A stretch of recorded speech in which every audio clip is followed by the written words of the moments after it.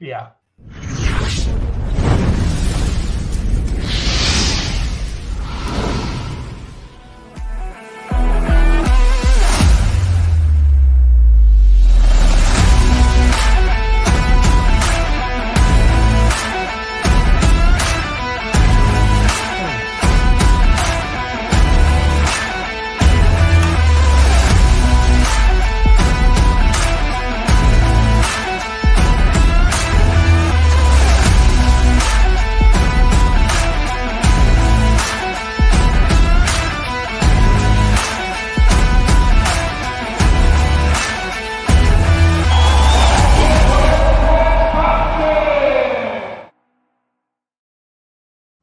Welcome, everybody, to Let's Go Pulling. Jason Schultz, Charles Posch, Ryan Rusink. How are you guys doing tonight?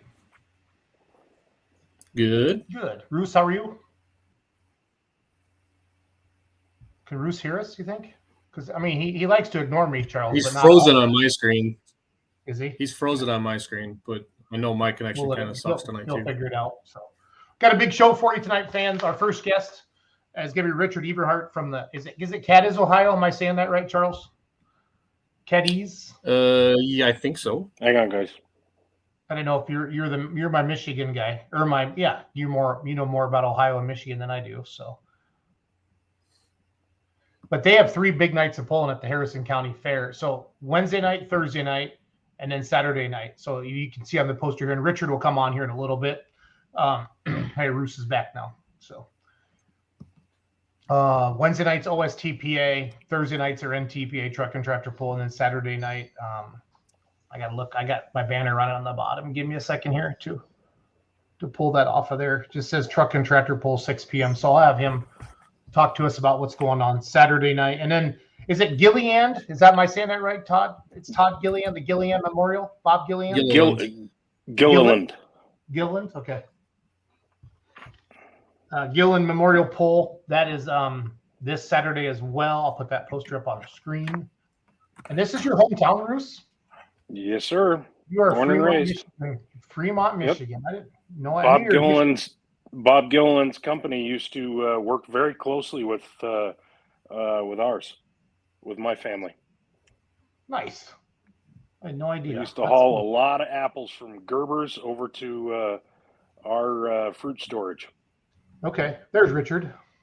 There's Richard Eberhart. And then we got then we're going to talk to Paul Luety about the Shopiere days in Wisconsin this Saturday. They're having a Badger State pull on Saturday night.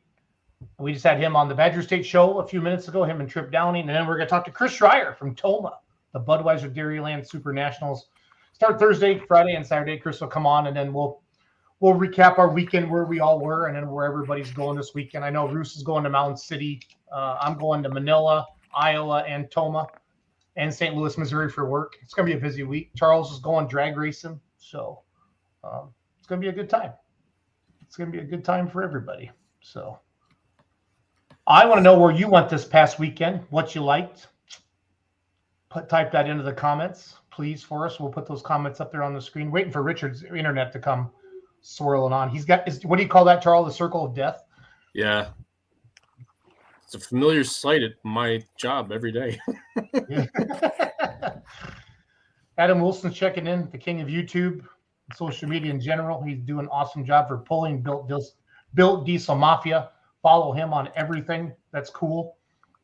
Russ Dostal is checking in from warm Pierce, Nebraska. Man, we need rain bad, you guys. It is not even funny. Ken Summers checking in. Howdy, boys, down there from Kansas City. Buckner, Missouri. Ron Brinkman's watching. Ron's another Fremont boy. Yes, another Fremont boy right there. Another Fremont boy? Yeah. Makes the best maple syrup in all of West Michigan. I've got some in the cabinet myself. I love it. Colin Burkholtz got 2 seconds this past weekend with the Silvery Series in Badger State up in Mackville. And then he lives like 300 feet from Tomah, you guys. And he, I don't want to jinx it, but they always do well up there. Always do well at Tomah. And it's their hometown pull. I even put them on my postcard this year to use to promote Tomah. So people got that mailed into their houses. So there's Richard. Colin, if he actually does jinx you, you can probably hit him in the forehead with a tack hammer and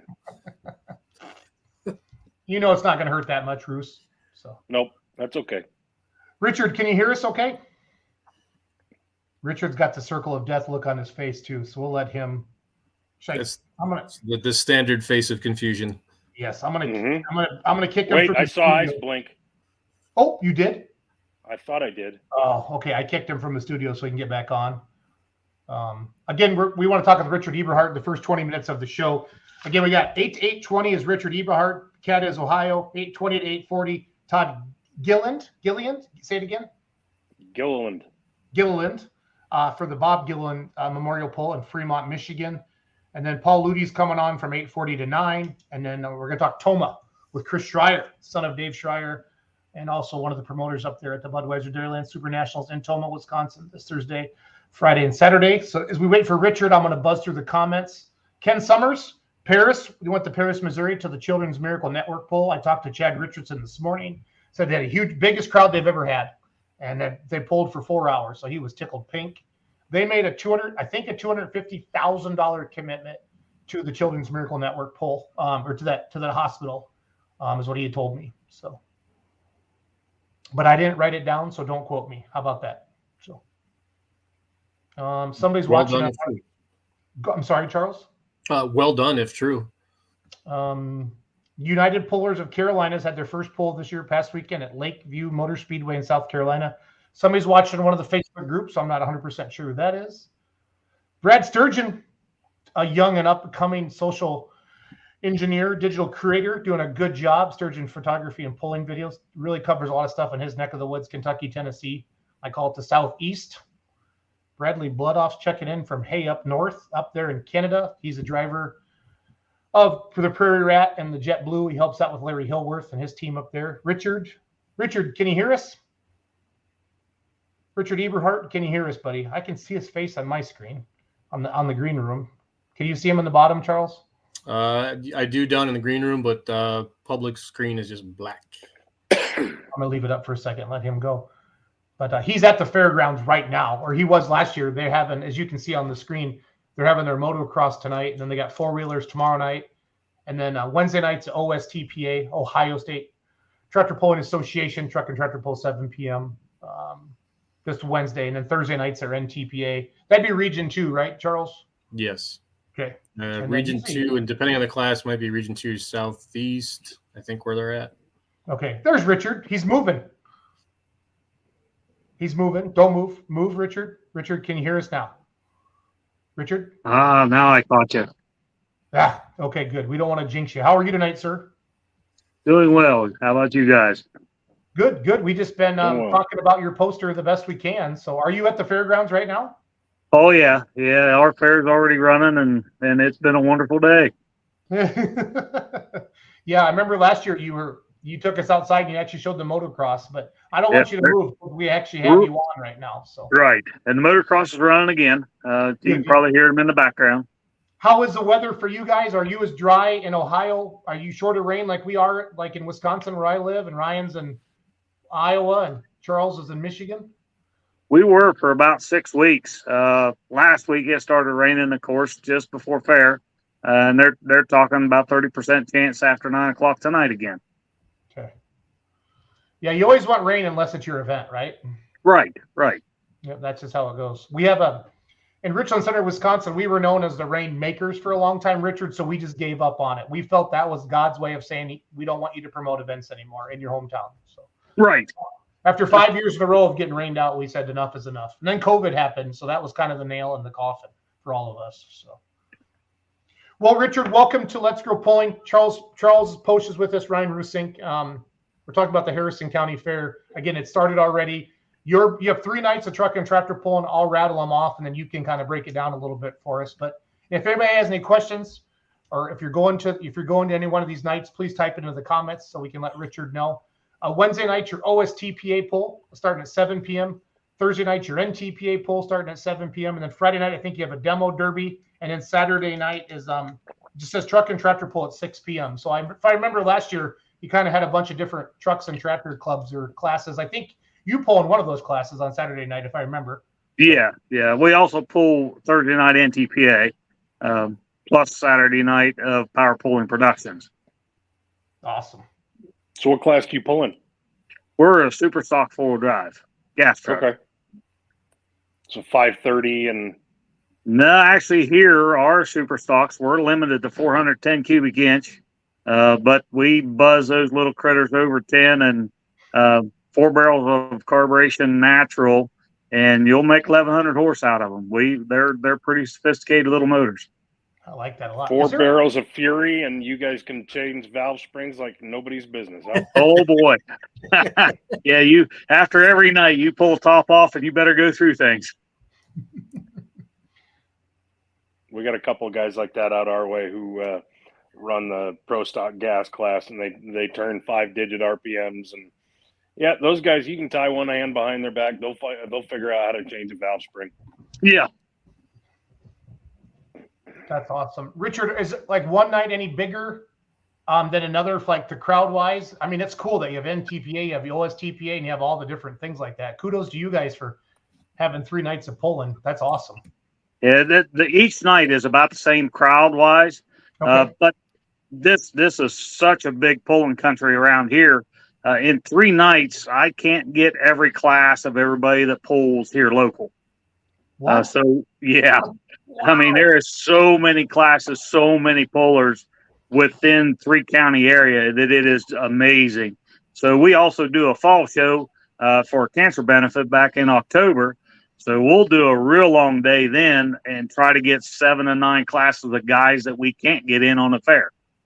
You know, I'm glad you touched on that local thing, Richard, because Ryan, he'll ask you this question here in a little bit, like, you know, what's the success to your event and stuff like that. But to have a class for all your local pullers, because we all like to have that hometown pull. Do you know what I mean? And for you guys to have that many pullers, the support has to be strong. Just the family and friends that want to come see them alone, that helps a lot with attendance. So. Oh yes, yeah, and that's the goal. You want those kind of classes, especially when they're really power classes, because they bring carloads with them. That's awesome. That is awesome. Again, if you're just joining us live on Let's Grow Pulling, Jason, Charles, and Ryan talking to Richard Eberhart, the promoter out there at the Harrison County Fair. They have 3 nights of pulling this week, you guys. Wednesday night, they got OSTPA, which is Ohio State Tractor Pullers at 7 o'clock. Do you know what classes off the top of your head? I hate to do this to you, Richard. But Yeah, that's fine. I actually prepared and wrote them down. Yay! So OSTPA, 2-wheel drives, full modified 2-wheel drives, pro stock semis, super stock diesel 4-wheel drives, and then we throw at the end a fair class of an unlimited farm tractor. Those guys and they're a local crowd, but there is somebody within a county of us in every one of those classes. That is awesome. Now, are you able to stop those big tractors? I've seen some places where they're starting to disc up and actually chisel like the last 100 feet of the track to stop the big tractors, Richard.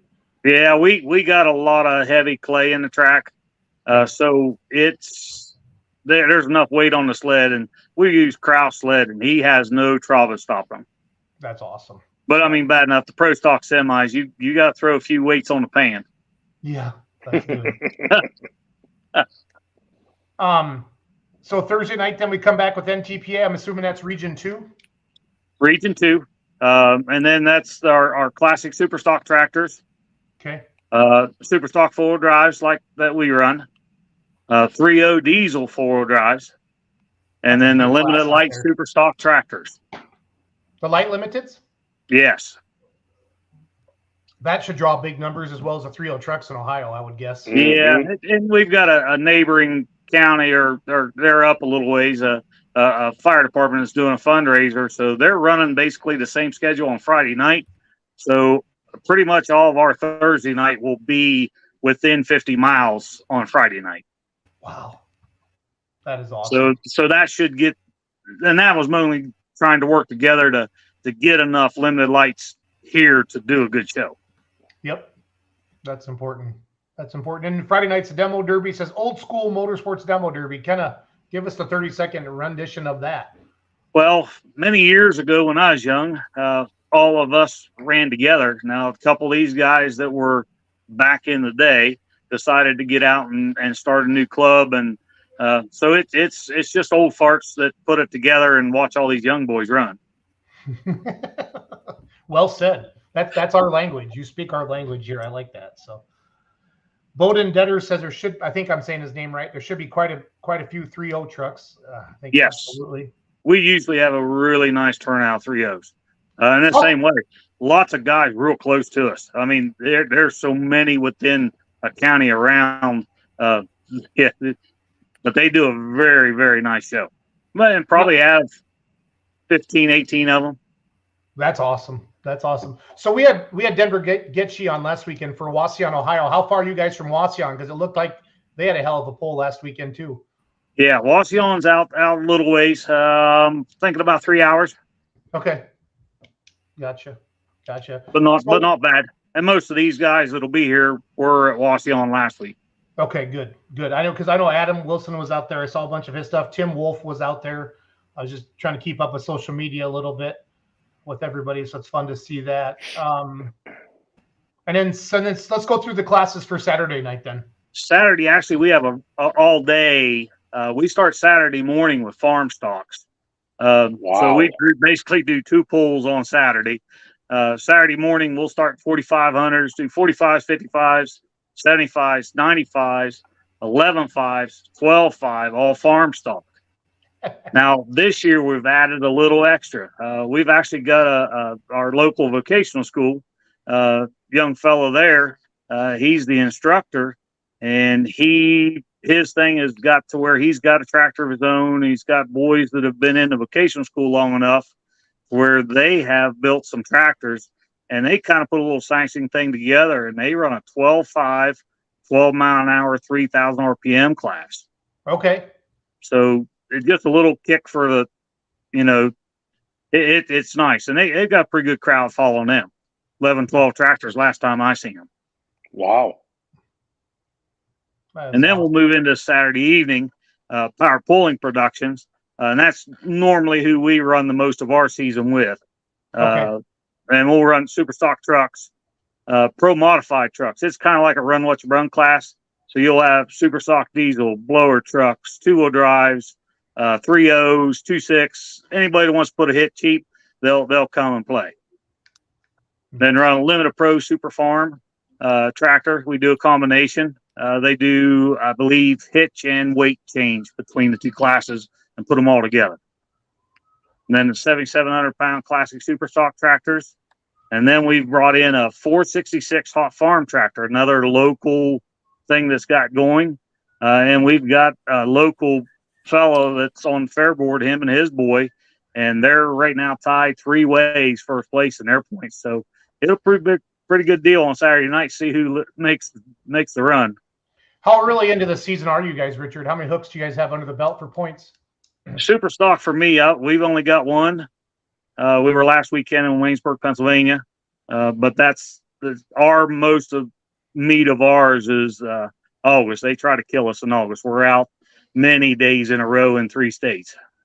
Nice. That's funny that you say Waynesburg, because I was up in Hutchinson, Minnesota with Colin Ross, and I posted a picture of triple bypass on the NTPA Facebook page, and he goes, "You're in Waynesburg, Pennsylvania?" And I said, "No, I'm in Hutchinson, Minnesota. No, Colin's here." I said, "No, I'm pretty familiar with triple bypass. That's kind of one of my favorite tractors." So unless they, then right away I thought, well, maybe they did a double up for Lily finally, because Ryan's always picking on her about getting her own diesel super stock. So it was kind of fun. Yeah, because like I said, they had some pro or modified tractors, and I didn't catch all. We were early in the hook, so it was one of them deals where you can get out of there and get to a steak supper all on the same night and be all right.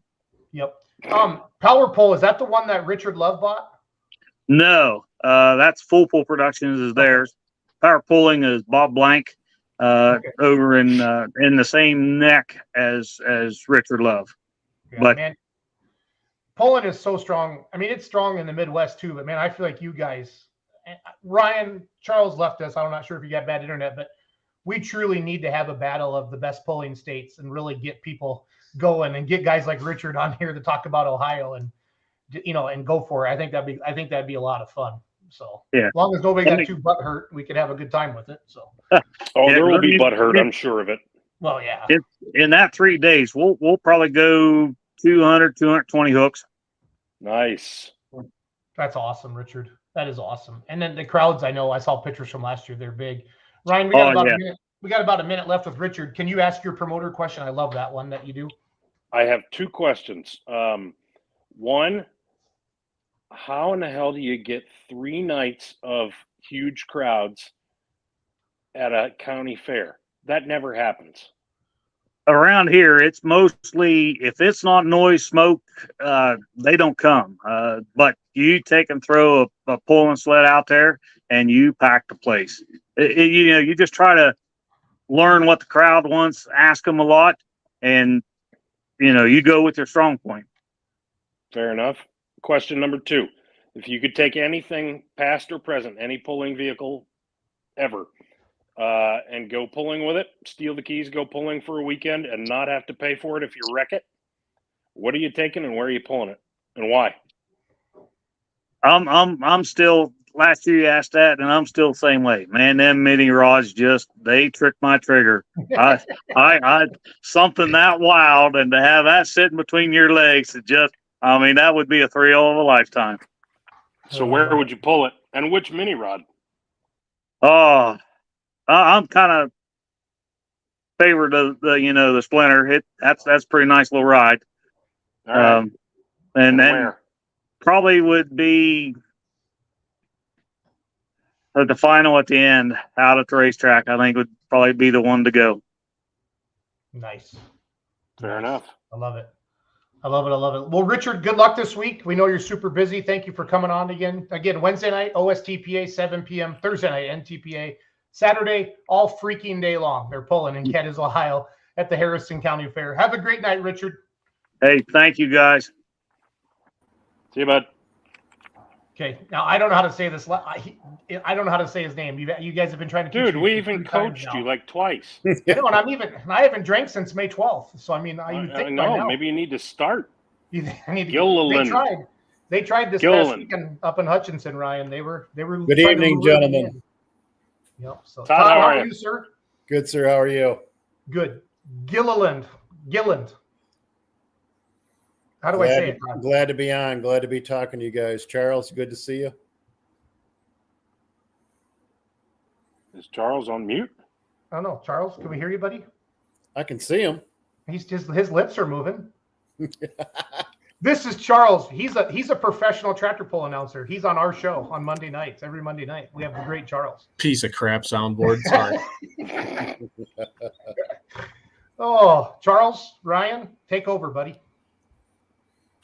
How's the track looking? Well, tonight we were up there. We dropped the chisel in it. Wednesday morning, we're going to put about 10,000 gallons of water into it. Then we're going to chisel it again. Then we're going to close it up. I don't see much rain coming. Western Michigan has been dry, so we're gonna pour it to it and just let it set. We've got 2-inch water lines the length of the track, so the night of the pull we can pour it to it if we have to. But everything's looking good. We got under control and we're dying to get started. Man, you got a heck of a lineup. Run us through it. Take us through it. Oh man, I'm so jacked. As you know, Ryan, we were brought up on the modified tractors with my dad and stuff like that. Fremont loves the pro stock diesel 3.0 trucks. We've got the 2-wheel drives. They're coming back again this year. Super farm tractors, obviously the modifieds, and then this year we wanted to add the minis, and I am just so cracked about these nuts coming to Fremont. And there's a lot of guys. There's a lot of these minis that are based in this Western Michigan. We got the bacon bits, but I kind of noticing him posting up. He's going to Tomah, but I don't know. I hope he turns that rig around, comes to Fremont, and then that is last time I talked to him, Todd. That is the plan.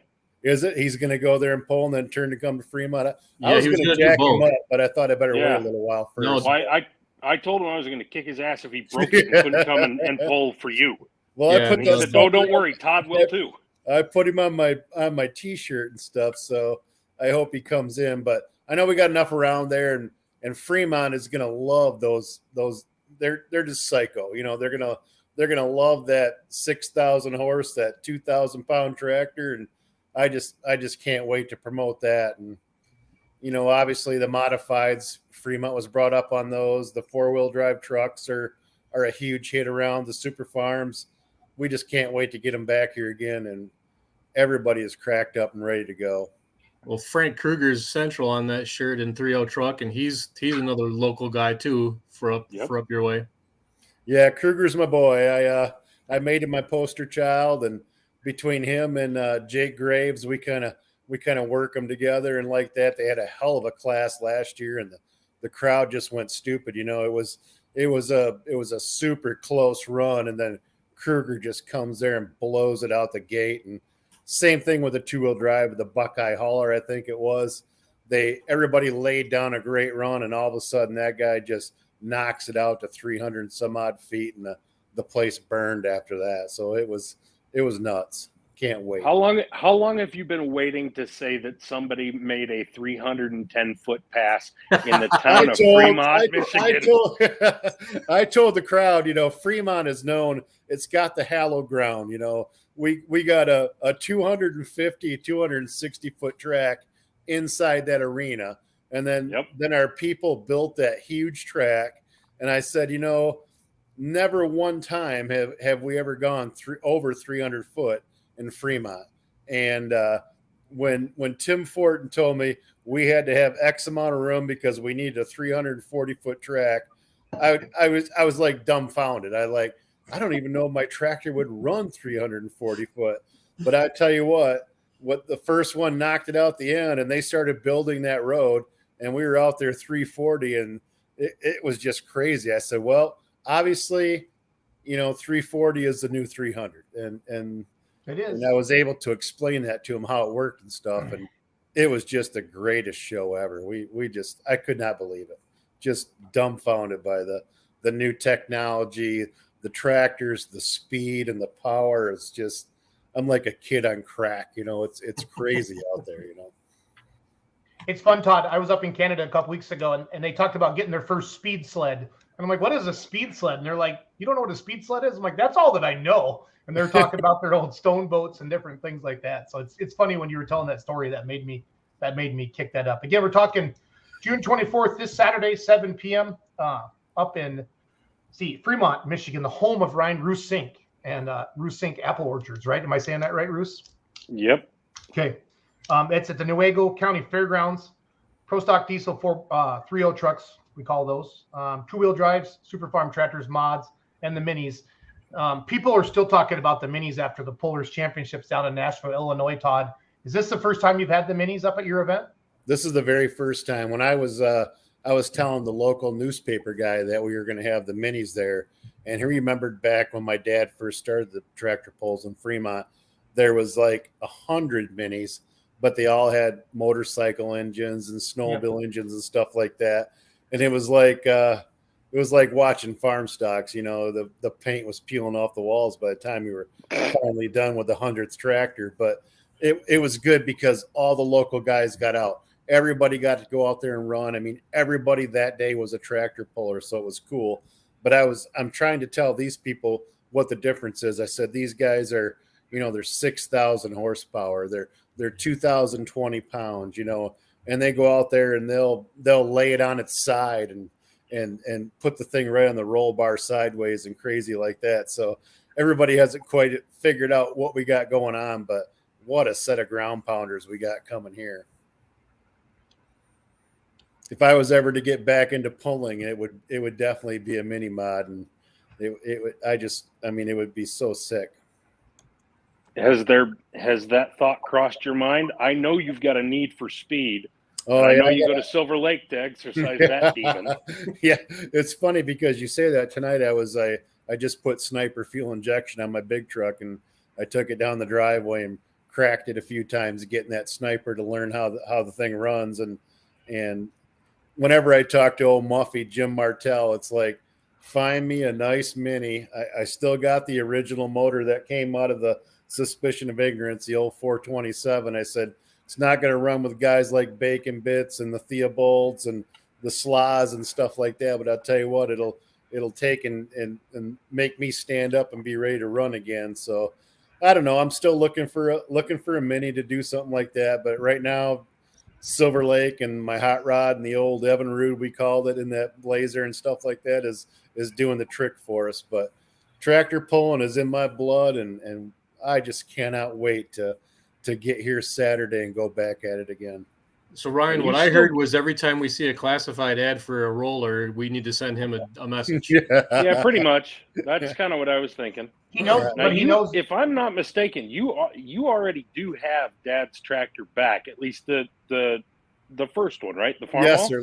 Last year I bought the Farm All 400 back, and it had been up to Silver Lake. It was grading the sand drag track up there, and before Dad died, he tried to get that back. The guy didn't want money, but he wanted a tractor to trade. And we're truckers. We don't know anything about tractors and didn't know how to fight. We'll pay you for it. Well, then Hank Ball, our old arch rival in the Coyote, he bought it, and he called me. He says, I got your tractor back. I'm going to restore it, and I want to bring it to your dad. Well, sadly enough, Dad passed, and he didn't get it there in time. But Hank called me not too long after the funeral. He said, I want you to have this tractor. And Dad had bought a Farm All HTA or something. It's one of 2 or 3 made and stuff like that. And I said, you know what? This little tractor doesn't mean anything to me. I'll trade it to you. Take the Farm All back, and we'll call it good. So I drove down there, traded him tractors, brought it back, drove it around here in the driveway, got used to driving it, chucking the TA, feeling good again. The damn motor blew up. So it sits out in my barn, and I'm building a new motor for it. So it'll probably be out next year, but just like the good old days, when you're out there cranking on, they break. But so hopefully You've still got a class up there, like with West Michigan or somebody. Yeah, West Michigan, where you can hook. Right, I can go hook with that. I don't know what they call it, but I know that last year I announced it, and they had that mixed class like we used to have back in the good old days. So West Michigan now has open. They got an open class. I don't know what they call it, Charles. It's open tractors, what it is. Right, open. Okay, yep, got you. Yep. So is that like what Ben used to run in, or maybe he still does? Yeah, Wolfson? Ben's dad. All the Dave Wolfson and Mr. Whitty ran in it. I mean, there was like 5 or 6 of those Farm Alls in it. Dave Weaver, the Trevere boys. They were all in that class. Yep. So Ron I remember the Trevere boys very well. Exactly. Yep. So yeah, looking forward to getting that thing going, but it's going to be another year before I get that done. So tell us what started. I think I probably know the answer, but why did you bring it back? It was mainly to honor Dad, though, wasn't it? Yeah, it was a big part of Dad. We Fremont's always had the fair pull, and Dad's always his has always kind of stood as a cold show. And that's Matt Kemp came to me and said we'd like to start the cold show of your dad's pull, because Dad had the tractors, he had the monster trucks, he had the semis and stuff like that. The fair kicks ass every August. It does a great job, puts on a great show, but we wanted to have something a little more of a cold show. So we started out with kind of a semi truck show that went for 2 years. We decided to table it this year because it calmed down a little bit, and everybody was just really wanting to concentrate on the tractor pulls. We want to build this thing. I don't know if we want to go to 2 days or whatever, but I want to keep building it, adding classes, adding time, and make it compete with with the Tomah and stuff like that. And that would have just made Dad roll over. That was his gig, and that's kind of how we're going to try to build it. Awesome. We're just so excited. We got a lot of it. We got a lot of sponsors. Fremont is just stupid about tractor pulls. If you look at Bob's old pictures and stuff, the stands are bending in the middle, loaded with people. And last year we brought them in, and we're going to give them another great show this year. And we just want to keep building it and making it bigger and bigger. Well, let's talk about that for a minute. Fremont, the town, as businesses, they've shown up big. Yep. Give them their due. Let's hear some names.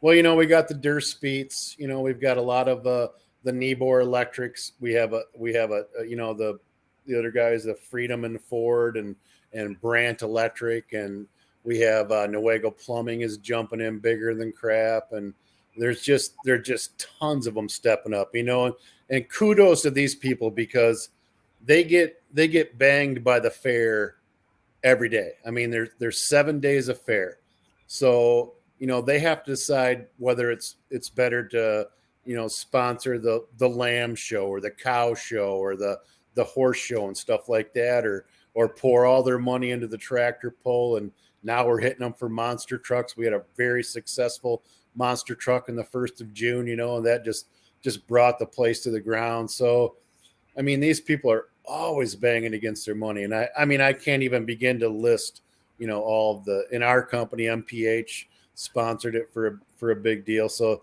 they're just like handing out their money. They want to do it and they want to get their name in on it. And like I said, this year we're going to cook for the sponsors. We're going to cook for all the pullers and their families.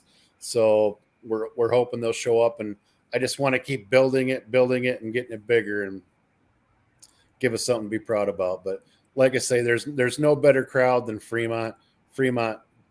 That is a fact. And yeah. I will argue with anybody on that. Exactly. And I told, when I used to bring the mud runners to town, I told them this will be the only place where you hear the crowd over top of your wide open motor. And it never fails. I mean, they are just crazy about what goes on here. And it makes me, when I'm announcing, it just brings tears to my eyes that this crowd just rock and rolls the way it does. Okay. Look at that. Jason, leave that shot up there for a second. Okay, for those of you who have no idea where Fremont, Michigan is, that doesn't matter. The town is a town of like 5,000 or 6,000 people, or at least it was when I moved away from Fremont. Still is. That is what our fair pull looked like every single year. Standing room only. From the bottom to the top, there was never anywhere to sit. You had to get there early. We always did. I was always there by, with my family. I would drag them there early so that we could get seats. And that crowd never disappoints, and it always comes out. So pound for pound, I'll put Fremont's crowd up against anywhere that we can go pulling, anywhere. I agree. And I think Charles has been. I'm going to try to take them everywhere we go pulling. And I get excited when you say, I got excited, you said the crowd's energetic and you can hear them over the noise of the motors. Yeah. That is the most fun because everybody loves a big crowd, but when it's a fun crowd too, and the buzz, it just creates something for the pullers, and the pullers might try a little bit harder, and it just creates a good buzz. They're into it there. I've did the fair out there for years, and if you kind of make fun of somebody and get a laugh, like the whole place laughs. If somebody does something great, the whole place cheers. It's a special place. They're into it.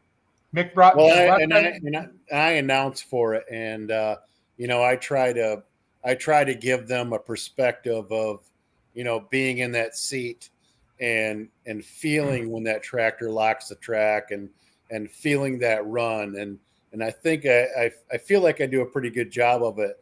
And to hear their reaction as I'm telling them, and I get a little excited and I might cuss a little bit, and get wound up. And I want to go knock Lisa Jostock out of her seat, and I want to drive her tractor and stuff like that. So we have a great time, and I feel like they feel that. So I feel like they get that ground pounding feeling, of what I can explain to them what's going on. And that is a great time. I guarantee you're going to get a text saying over my dead body in the next 5 minutes from Lisa. Yeah, she threatened to kill me last year when I was trying to boot her out of the seat, but she might actually do it. What's this, Todd? What's this Muffy comment from Mick Broughton mean? What's that? Mick Broughton says Muffy! Exclamation mark. Oh, Muffy! That's Jim Martell. Now he was the boss hog. He was brought up in our in our clan. We we pulled with the Joe Stocks, and Jim was Boss Hog, and he still pulls pretty heavy over on the east side of the state. Yeah. He's got some, and the kid buys and sells tons of tractor parts, and he's the one that I got looking for a nice mini rod chassis for me. Cool. Charles has actually driven one of his mods. The mod that I drove was one of his. 10-4. I think I saw that. And Randy, he just put a new single out, I think, running over there in that, I don't know what the class they call it, but I just saw a picture of it roll out of his garage with a single engine blown. Brand new wrap from Nick Broughton. They did. Yep. I saw that. I haven't had a chance to see it myself yet, but I will here in another week and a half. I'll see it. Excellent. Randy Proctor's watching on YouTube. He says, "See you Saturday, Todd." Yeah, we're jacked. We hope we got a lot of people coming. We got great weather showing, just a slight chance of a shower, but less than 40%. And who cares? Let it rain. I need some rain on the track anyway. Let's watch them in the rain. Andy Gerbaugh says, "I don't think I've ever heard a promoter more excited about having an event. Job well done, Todd." That's what I told him. I'm like a kid with Skittles, a fat kid with Skittles. I get out there, and I remember the days of Dad and I being there, and it just button heads. And when I'm out there talking, I'm racing every guy in that track, even though I don't have a tractor. But I remember the days, and I can't wait to get out there again. And it just flows. I just open my mouth and it comes out. Love it. Roos, time for your questions. I'm going to skip the promoter question. I think you covered that pretty well. Yeah. Yeah. But Todd, if you could steal the keys to anything, past or present, and that includes your old rides, and you could go pulling with them anywhere today or in history, and you didn't have to pay for it and rebuild it and fix it if you wreck it, what would you take pulling, and where would you go, and why? I'm going to take a knockout Dusty Price, and I want his mini mod, and I want to go for a ride. and I'm telling you, on Saturday, I'm bringing my suit and my helmet, and if he lets me do it, I'll hand over the microphone and take that thing for a ride. I just, you want to see tractors. You want to see a kid clam up. Hand him a mic. Yeah. So interestingly enough, with that, you do know he changed the name of the tractor this year, right?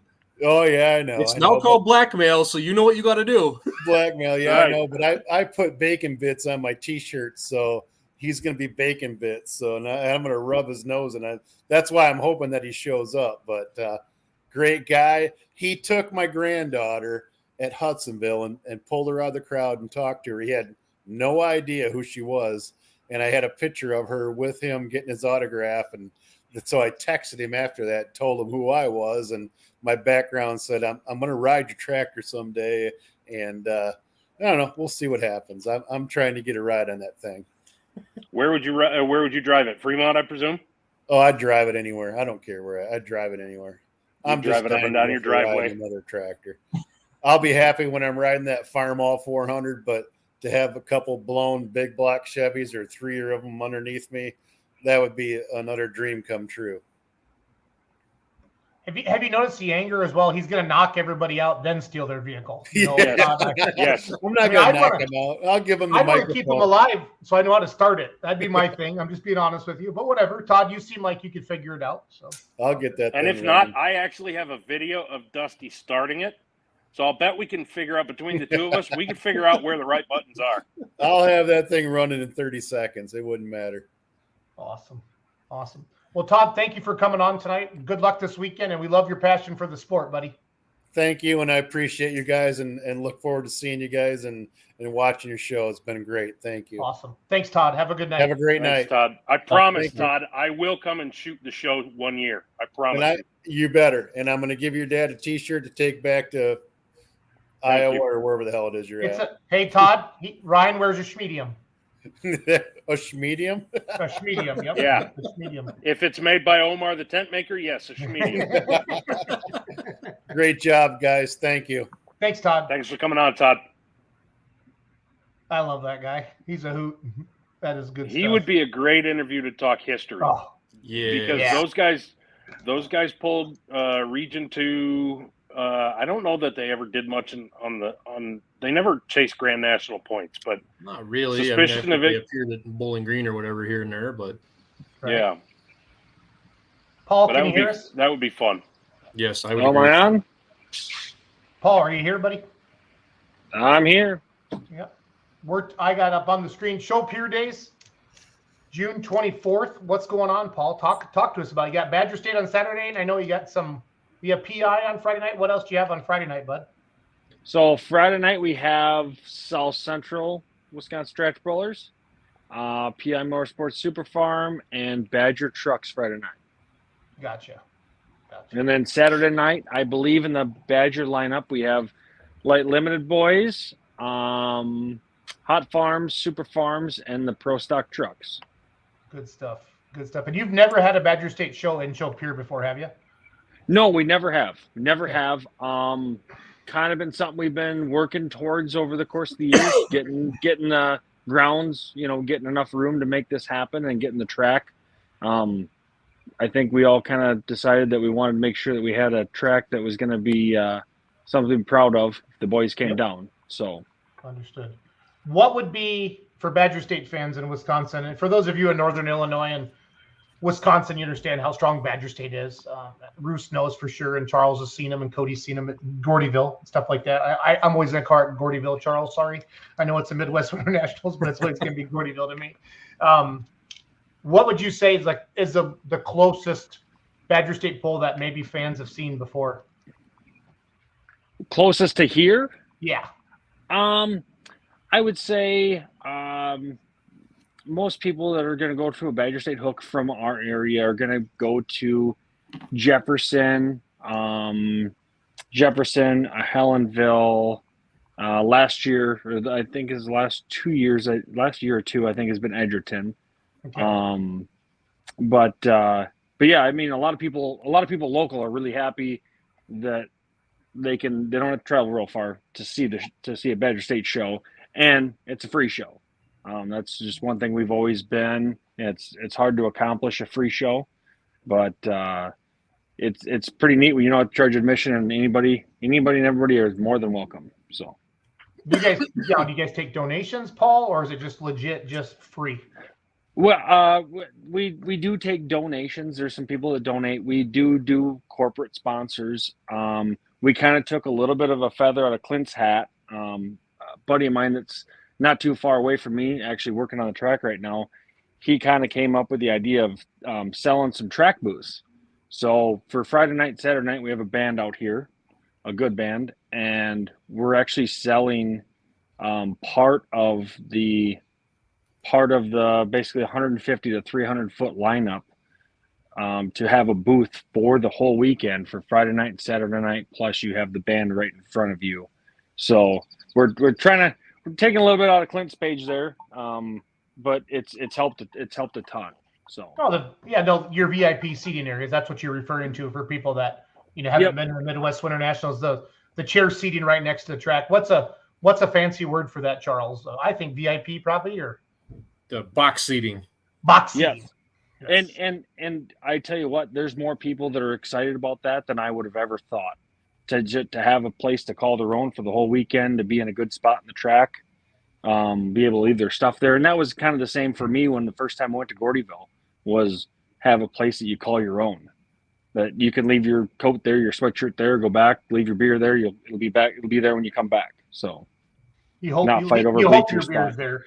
Yeah. For those of you that may not know Paul Luety, if you guys remember when we named that John Deere Super Farm tractor 2 years ago now on our show, Tripp and Josh and Paul are all in on the homegrown Super Farm together, and it was actually named homegrown that night on the show, and then they took it down to the Midwest Winter Nationals, I think, that following week. I think we named it on Monday night, and they took it to Shipshewana that following weekend then. So that's the Paul Luety that we're talking to. Shopiere is super easy to get to, right off interstate, basically, isn't it? Yes. Yep. I think as a crow flies, we're probably not much more than 2 miles off I-90. Pretty easy to get to. We got a lot of parking. It's a great little place. It's taken us quite a while to kind of build up the festival to be able to do the tractor pulls that we have now. But we work with a lot of great people. great township around here that allows us to do it. So, and a track that's been here for a very, very long time. This thing had the stone boats going down it back in the 70s. So like Jimmy Lukey type stuff, or Jimmy's been here before, but the stone boat where if you didn't like your neighbor, you stood on the boat a little sooner than everybody else. No, that's drinking a beer and jumped on a little quicker. Yeah.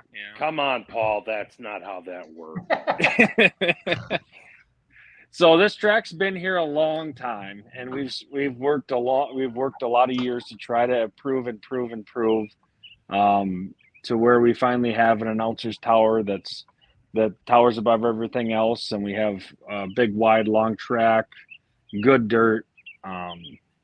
So it's taken a while to get there, but we're finally to that point. I love it. I love it. Love it. Love it. Love it.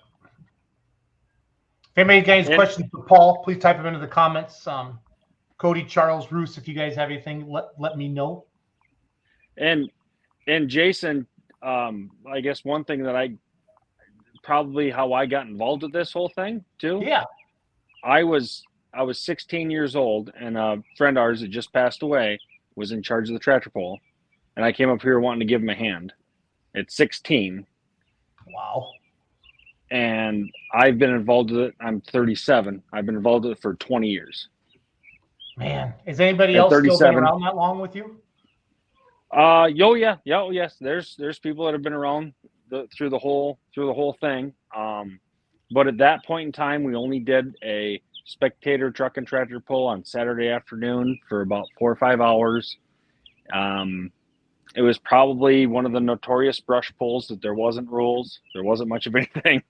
There wasn't much for track maintenance back then. So we've come a long ways from those days, but well, that's all right.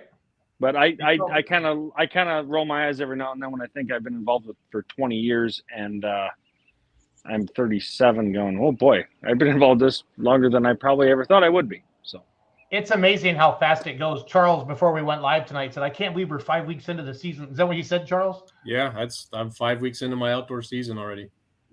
Awesome. Yeah. Bruce, I'd like you to ask Paul Luety your questions, buddy. All right, Paul. So are these tough ones, Ryan? Yeah. No. Yes. Yeah, there's no math involved, Paul. You don't have to. No. Okay. All right. I don't got to get calculator out. Yeah. No, but I want to know how you guys make a show that's free. I mean, I know a little bit about what organizations charge for a show, and it ain't cheap. And it's not like, money just grows on trees unless you grow apples. But how do you do that? I mean, how do you get the community involved in it like that?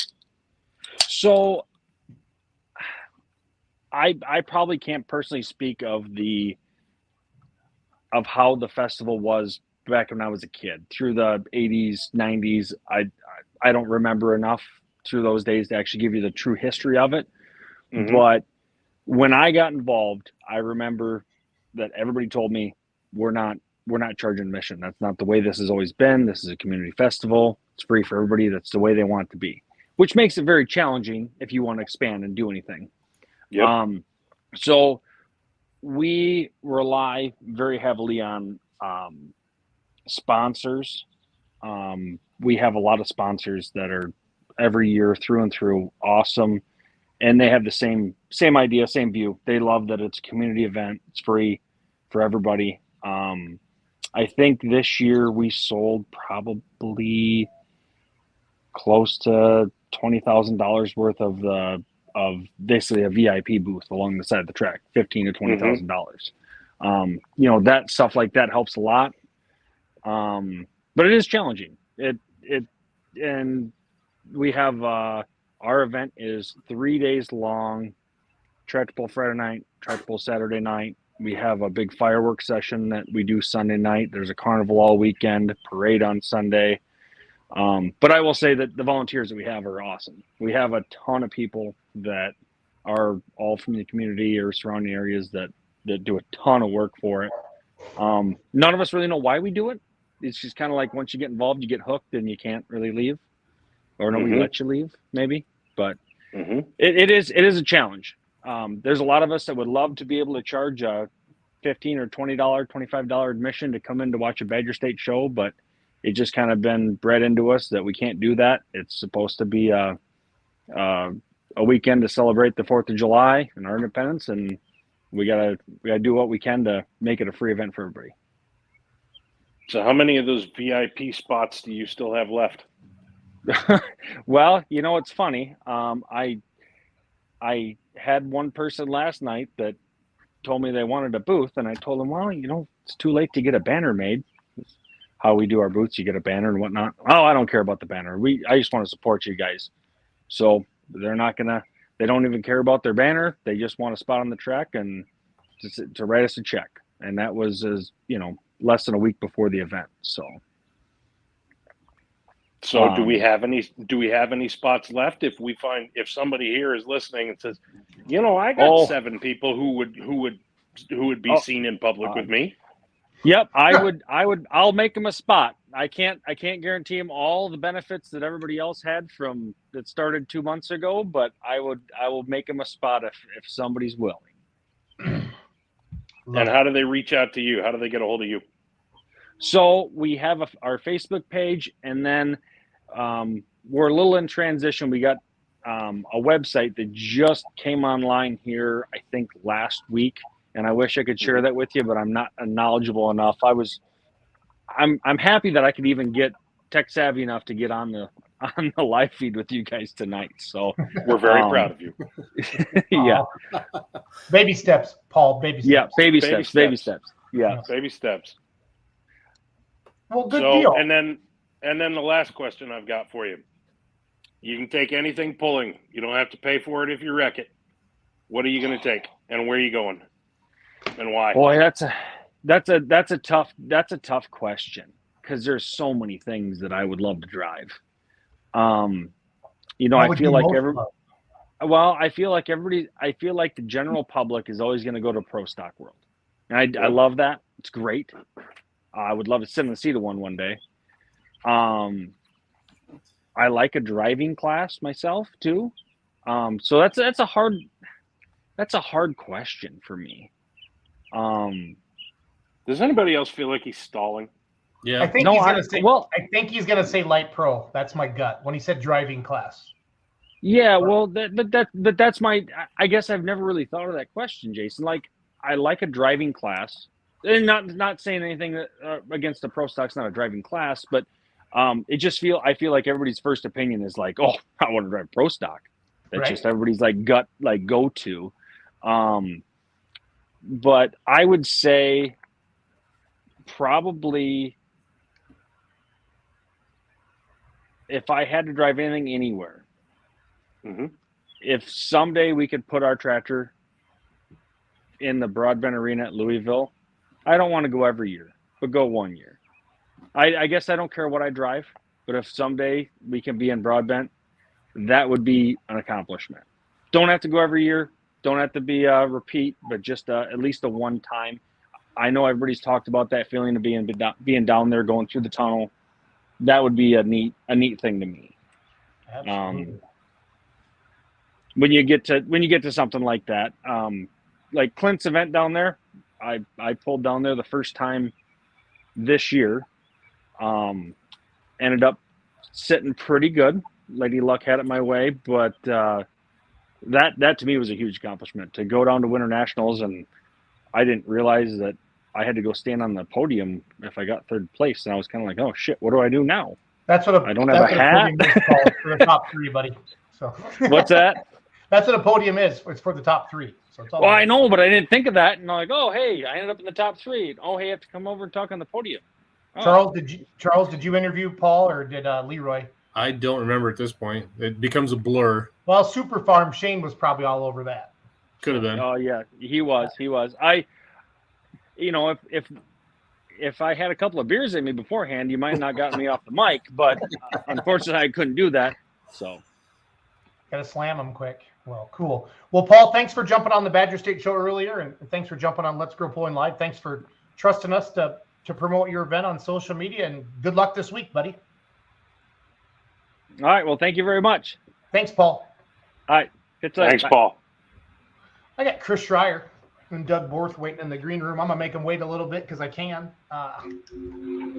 What's the over under that Paul blushed like 9 shades of crimson when Faith came up and grinned and batted her eyes and gave him his trophy?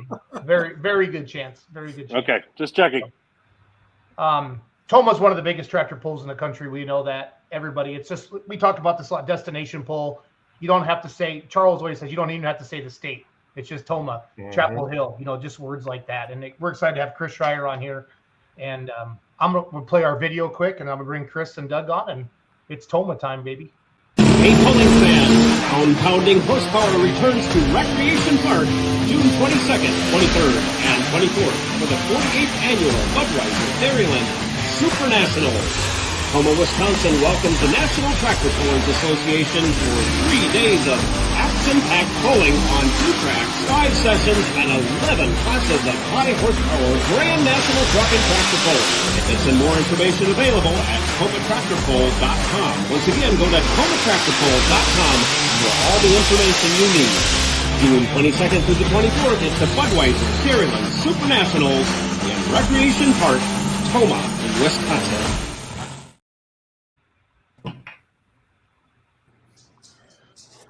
Hello, Chris Schreier. How are you, sir? Hey guys, how are we doing tonight? Good. Sorry we kept you up late, but we knew you were going to be working all day anyway, so we weren't too worried about it. We're still down here getting things ready. Yeah, that's good. Is Dave around, or is he in the porta potty? Keel. Dave is not around tonight. Okay, I'm just checking. We took all his FaceTime the other day, I guess. When he did not want to do that, Chris. And I said, you have no choice. You have about 32 seconds to get ready. And I was setting up the live stream on my phone, and here comes Doug rolling in and Chase Richardson's toter. So it was perfect timing. It was perfect timing. Yeah, no, I'm glad you did that with him. That was good. He was like, I'm not doing this, Jason. I said, no, you don't understand. You are. And I'm gonna follow you around with my camera until we can find that. Chris, what's the biggest crowd you've ever had in Tomah? Because I want to break it this week. What do you know the number? Oh, wow. Numbers. You want me to remember numbers? I would say about 65,000. I can't give you an exact number, but that's total all weekend. Yeah. Okay. All right. Let's get it on. That's when we used to run 6 sessions too. Okay. Instead of the 5. I about threw up in my mouth a little bit. I don't know if we could beat that, Chris. I'm going to try. We're trying hard, but I don't know. I don't know. Well, again, Budweiser Dairyland Super Nationals this Thursday, Friday, Saturday. TomahTractorPull.com, you guys, is the website for everything. We took some pictures yesterday, kind of the calm before the storm. I had never seen the campgrounds empty before. I always get there Thursday and then come flying in there, and I always end up parking down the road. And then the campgrounds are a lot of fun in Tomah. So Dave mentioned there was a couple spots left. If you're still interested in a camp spot for Tomah, maybe you can still get off of work or maybe sneak out Thursday and call in sick Friday and head up there. Do tickets come with your camp spots? How does that work, Chris? Yes. If you go to the website, you can look at our ticket packages. There's a form in there for camping, and we do sell sites with a ticket package, so that can be done. And we do have sites available. So, but people have been calling in and booking up to the event. So if the crowds in Tomah are anything like the crowds were in Hutchinson, you guys are going to have a phenomenal weekend. Chris, Doug and I were up there and this past weekend, and it was there wasn't a place to sit on Friday night, honest to God. And then Saturday night, I would say it was about 90% full. And they were up against that music festival because Ricky and Julie were pretty worried. They've been up against that Windstock or some music festival the last couple of years. And the weather worked out. It was beautiful Friday night, and Saturday we thought we were going to get rained out, and then it kind of broke up. I know we need rain pretty bad, and people always say it rains at Tomah time, but man, the forecast right now is dry and hot. A lot of Budweiser beer drinking weather for your title sponsor, Chris. That's what it looks like. Yep. And fortunate for them up there at Hutchinson, it did work out good. The rain came in on Sunday after everything was over, and actually it started raining at about 11:30 on Saturday night. Yeah. Oh, it did. Okay. Yep. So they got it on Saturday night too. Yep. Good. Ricky likes to take about a 10 or 15 minute intermission, just for food and beer sales and stuff like that. And Saturday night, I went down to Marvin and I showed him the radar, and I said, Marvin, please talk Ricky into not having an intermission tonight so we can get this pull in. And he goes, I'll handle that, Jason. So, and then they pounded it out as fast as they could because there was rain coming. And to Doug's point, we were over at Chase's trailer and a couple of the pullers talking to him, Brian McDonald and them. And as they were loading, Doug goes, it's starting to rain. And it did. They got a pretty good shower overnight and it rained on us on the way home on Sunday. So again, if you're just joining us, Chris Schreier, son of Dave Schreier. I got to say that. You guys, a legendary pulling family. And Tomah, Colin Burkholtz is sitting there licking the screen right now because he loves you so much, Chris. And he's already been on here a little bit. I saw you got Travis Schlab on the billboard this year with the bone twister. I don't know. Tomah's just special. I live an hour south. It was a hoot. I passed the NTPA scoreboard on the way down from Hutchinson and then passed a couple other pullers. And, to get there and see Mike Connie was already there. And Foster's came rolling in when we were there. I don't know. I think I'm as excited as you are, Chris. I have to be. It's a great week. So, yeah, it's great to see everybody come back. It's like a family reunion for us, and every year we gain more families. So, yep, and that's some new ones come in. So, no, we all look forward to it. I've always wondered, how do you pick the classes for a big super national like this for each session? How do you do it? Does Greg help, or do you guys kind of have a pretty good feel, or? No, you just throw them all in a hat and pull them out and see what comes up. Honestly, is that how you do things? No. Yeah, I think everybody assumes that, but I'm a little organized. No, we look at, turnout for numbers, who supports the best, what's going on out there, what's going to be the best for the crowd. But, with all the classes we run now, we pretty much run them all. Yeah. There's much to choose from outside of what we have. So it's just the hardest part is choosing the schedule based on numbers of what's going to show up and get the same time frame in each session. Yep. Again, if you're just joining us, Chris Schreier, Tomah, Wisconsin this week, obviously. Monroe County Fairgrounds. Thursday night, 7 o'clock, right? Thursday night? It's noon and 7 every day, right? Or noon Correct. On Friday, 7 on Friday night. You keep it simple, I think. Yep. How long can people buy tickets on the website, Chris? That was a question I had earlier today. Hold on, I got to ask that question. Can we buy tickets online yet? Yes. Up until Wednesday. Up until Wednesday? Okay, gotcha. Yep. Amanda Stern says, can't wait. Our first time back in 5 years. They're from Northern Illinois, so it's good to see that they're coming up.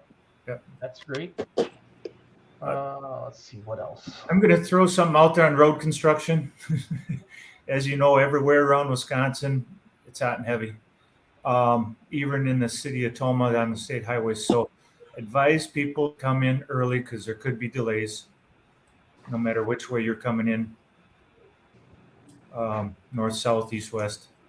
Come in early because, as you know, you'll be standing in line anyway to get in the stands, and you want to get there not right before the show. You want to get there ahead of time. So plan accordingly. Fair enough.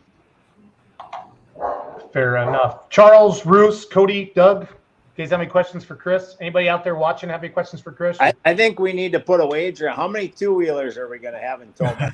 34 at Farley. 87. I think the pro stock tractor numbers are going to be dumb. I like the biggest we've seen. I think we're going to be 20 plus. That's my gut. I don't know. What do you think, Charles? Yeah, I think there's a good chance of that. I feel like there's a good buzz going into this event, and the participation numbers are up. The crowds everywhere I go and what I see everywhere else too are up. I feel like this is a year for pulling to kind of have a coming back out party. And Tomah's probably one of the biggest ones to come along here. So, you really got a chance to move the bar.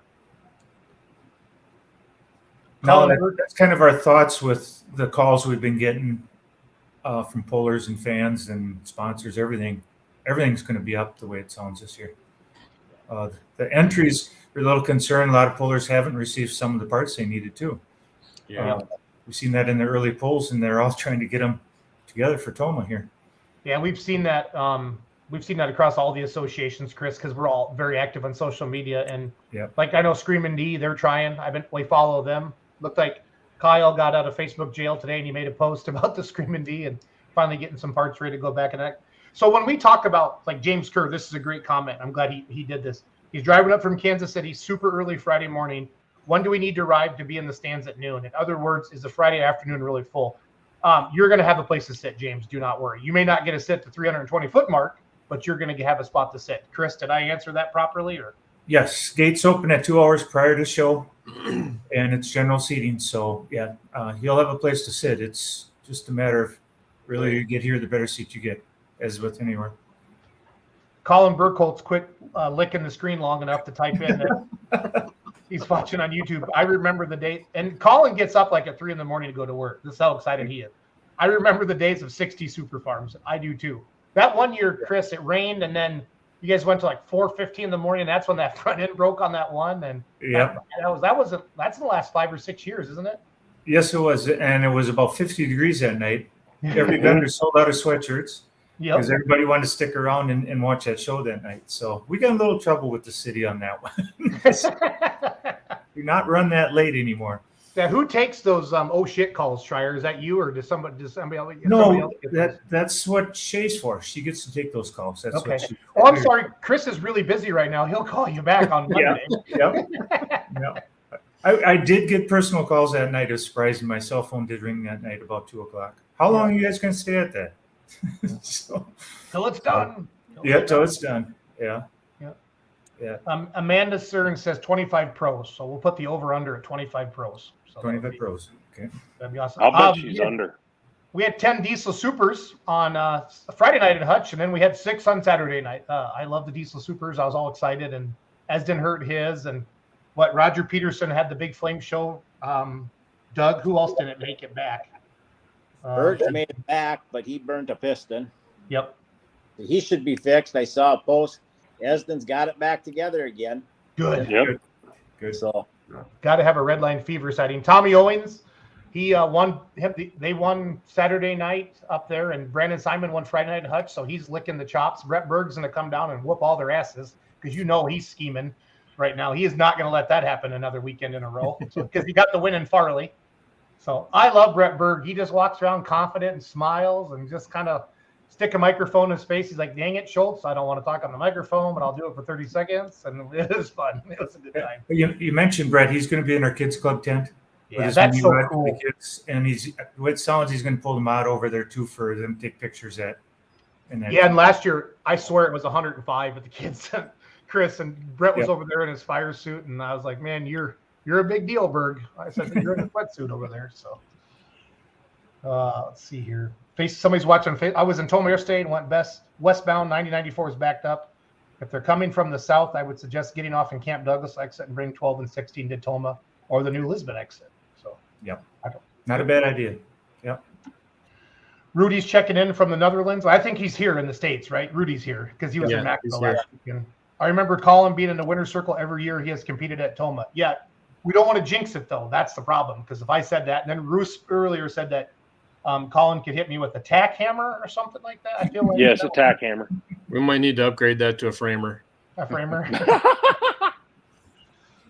The Schulte boys are begging you to make the Grand National Super Farms back in Tomah, Chris. So can you put that on your notes for next year? We'll consider it. Yes, we'll put it in the Wyatt. You can bribe. They can be bribed. Schulte Performance. Yeah. Schulte Express Performance can do it like I don't know, $20,000 donation, Chris. With that, bring in a big sponsor with that class. We'll consider it. Yes. Yeah. See, that's how this works. Oh, that's Terry Benson that made the comment. Okay, cool. Oh, did you, Terry? Okay. Terry knows what he's talking about. Yeah. And then Colin Burkholdt says Kids Club is the best. Can you kind of talk about the Kids Club a little bit, Chris? Is it Friday afternoon? That is Friday morning. Friday morning at 9:00. Yep. Back by the pits, so the kids are right there where everything's happening to, and we have a tent for them to come in and color. We have T-shirts for them, free food, get autographs and cards from the pullers, so they get to actually meet and greet about 4 or 5 pullers. Yeah, and then if they want, they can go in the pits if they want, but each kid accompanied by adult, the adult gets in free to the. Yep, pull. It's neat. Last year, I think a couple of daycares came in with kids, and it was a good. I bet there was 400 kids there, Chris, last year. I'm just taking a wild guess, but at least. Yeah, and we expect as big or bigger crowds this year. Yeah, that's great. So for somebody who's never been to Tomah, What's the one thing that if anybody's never been that they should look forward to that Tomah has that nobody else has? Well, besides the hospitality in this area, it's been really good. But our pits are open. I don't know how many other ones are really open to everybody. That's open. You don't pay until you get into the stands. We do have some arts and crafts flea market type thing, vendors out in front that they can enjoy and come and see. Food is phenomenal on the grounds, but just the seating, every seat in the stands is best seat in the house. You can't beat that. Well, everybody talks about like this atmosphere in Tomah, in Bowling Green and stuff, and like the big name pulls in. It's one of those, like, if you've never been, you just want to go just because of the atmosphere that everyone tells me, about it. So, yeah, everybody's having a great time, but it's still family oriented. It's comfortable. You can be in the stands and you gain new friends when you're in the stands. You always want to come back and see them again. And we got people that sit together every year. They look forward to seeing that family reunion too, same as with the Pullers. One thing I think is cool is if you're on the pit side of the grandstand seating, you're in amongst everybody, all the pullers. The guys that aren't pulling are there watching, and they're in with the common folk. It's just cool. Yeah. Tomah has a beer band or a band in the beer tent. That's Cody. That's one of the answers right there. Yeah, it's a hoot. Yeah, between both sessions, on Friday and Saturday, there is beer tents right next to the grandstand, and there's a band both afternoons. And he's not even old enough to be drinking in the beer tent. Morgan's a pulling connoisseur. You know that. So, the Playing with Fire semi team says from Ryan. Euros. So Euros is what his favorite thing to eat. That's what it comes for. Good. If I remember right, Jordan and Misty told me that ice cream with cranberries, is that with what it's cranberry sauce on them at the dinner? Yes. Yeah. Misty said that's the move. Yeah. She said that's the thing. She said win, lose, or draw or rain out, we eat some ice cream up there. Yep, and we have one of the largest areas here in Wisconsin for cranberry growers. Mm-hmm. That the northeastern states have it too, but Wisconsin's got quite a few acres of cranberries here. So, yep, full support of the event. Chris, what kind of economic impact does the event have on the city of Tomah and the surrounding area? What kind of an economic? Have you guys ever done a study on that? Yeah, we do a survey. The DW of La Crosse comes in, helps us with a survey about every 5 years. We do that to keep tabs on our demographics and things like that. And it's been consistent. About $15 million is put in, not to just Tomah, but the surrounding community with the hotels and restaurants and gas stations and the stores, retail stores and that. So just during that week, it puts that much money into this area. Say that again. That was 15 or 50? 15. 15. Okay. 15. Yep. Yeah. Well, just in the 20 minutes we were at Quick Trip yesterday, putting fuel in for Chase before we pulled in. There was 3 haulers in there filling up with fuel. Yeah, I saw that post. That was pretty cool. And they're a major sponsor of ours, right, for the Thursday night session and for the whole show. But yeah, great support. Yeah, and just sitting there already. Let's see here. The camping's we always talk about is a big part of the the party atmosphere. It makes it like a five session like event like this really work. Chris, for people to take vacation time and have a good time. Have you guys always had camping, or is that something you kind of added over the years?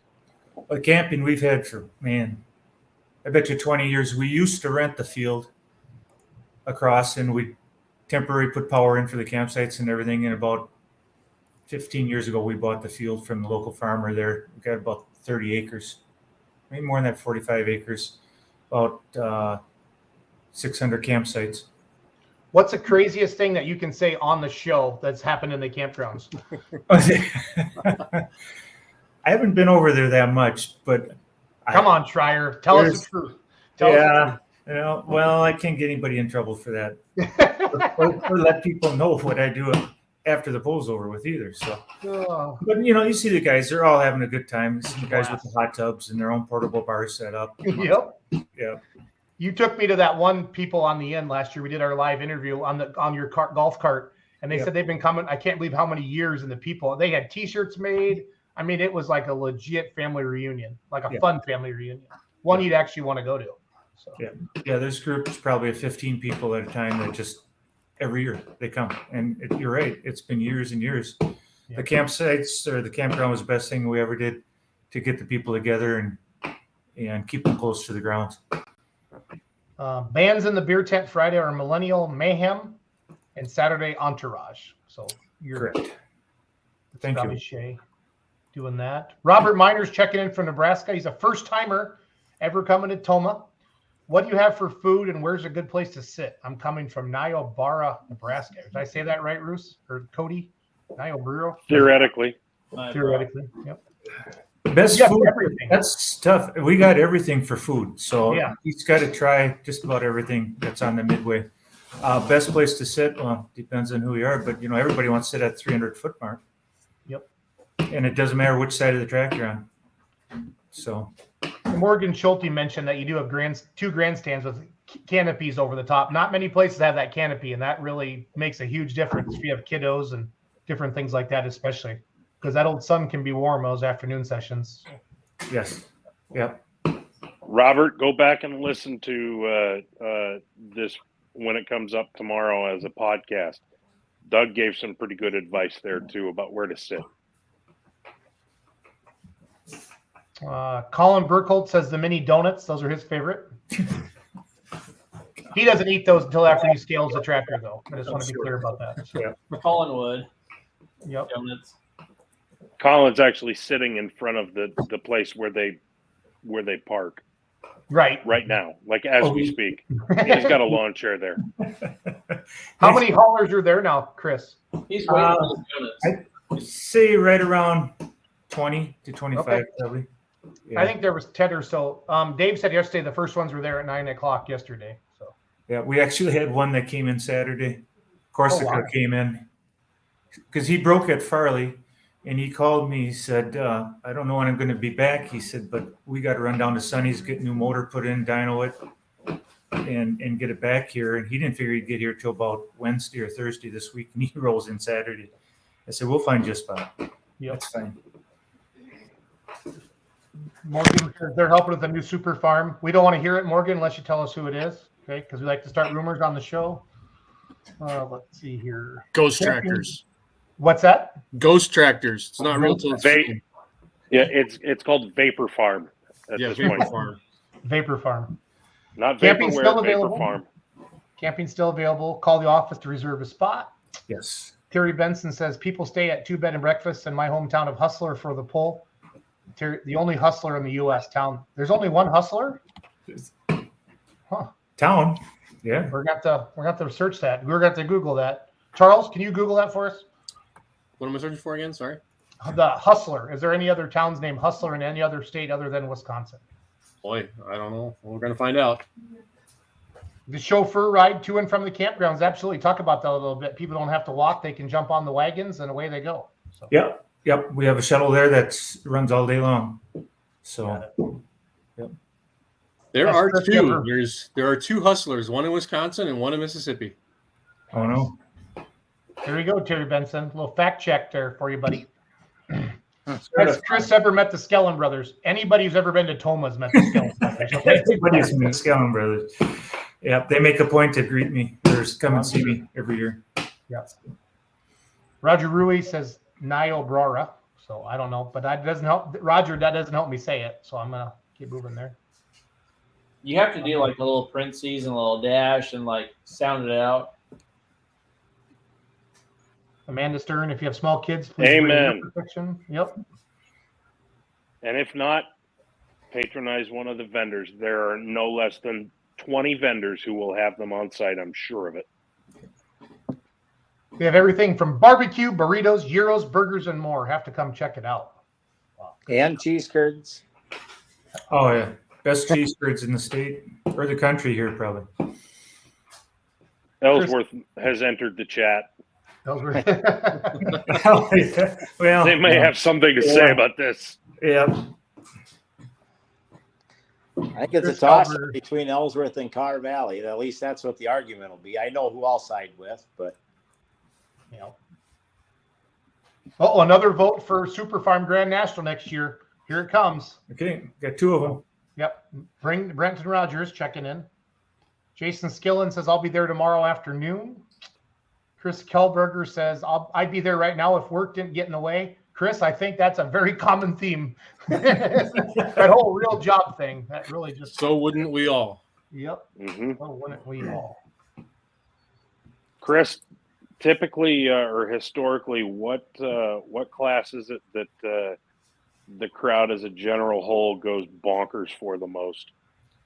Oh, wow. I feel like it's an unlimited mod or semis or diesel supers.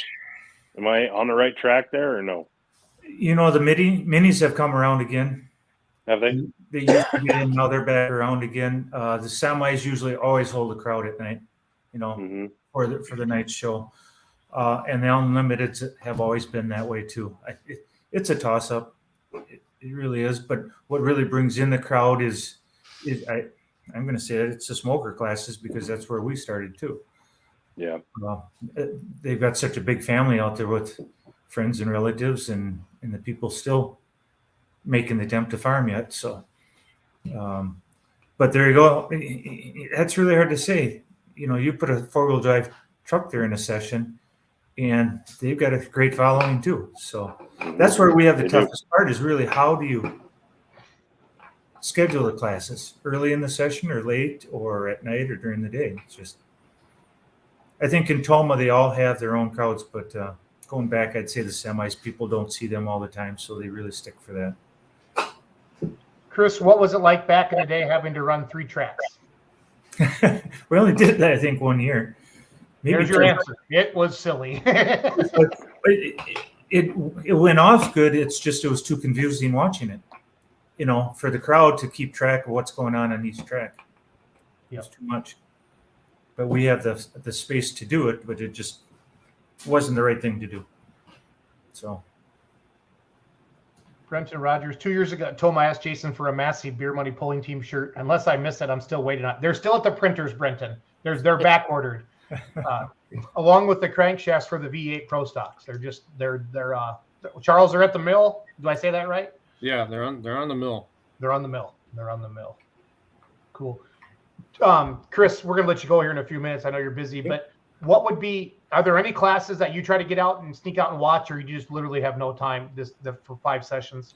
No, I try to watch a little bit of all of them, just to see the guys. I don't think there's any one class that I'd actually go out. You know, Esden would probably be the one his class because that's the class we were in, and I've got a sister that's kind of involved with that team, as you know. Kind of involved. Kind of, just a little bit.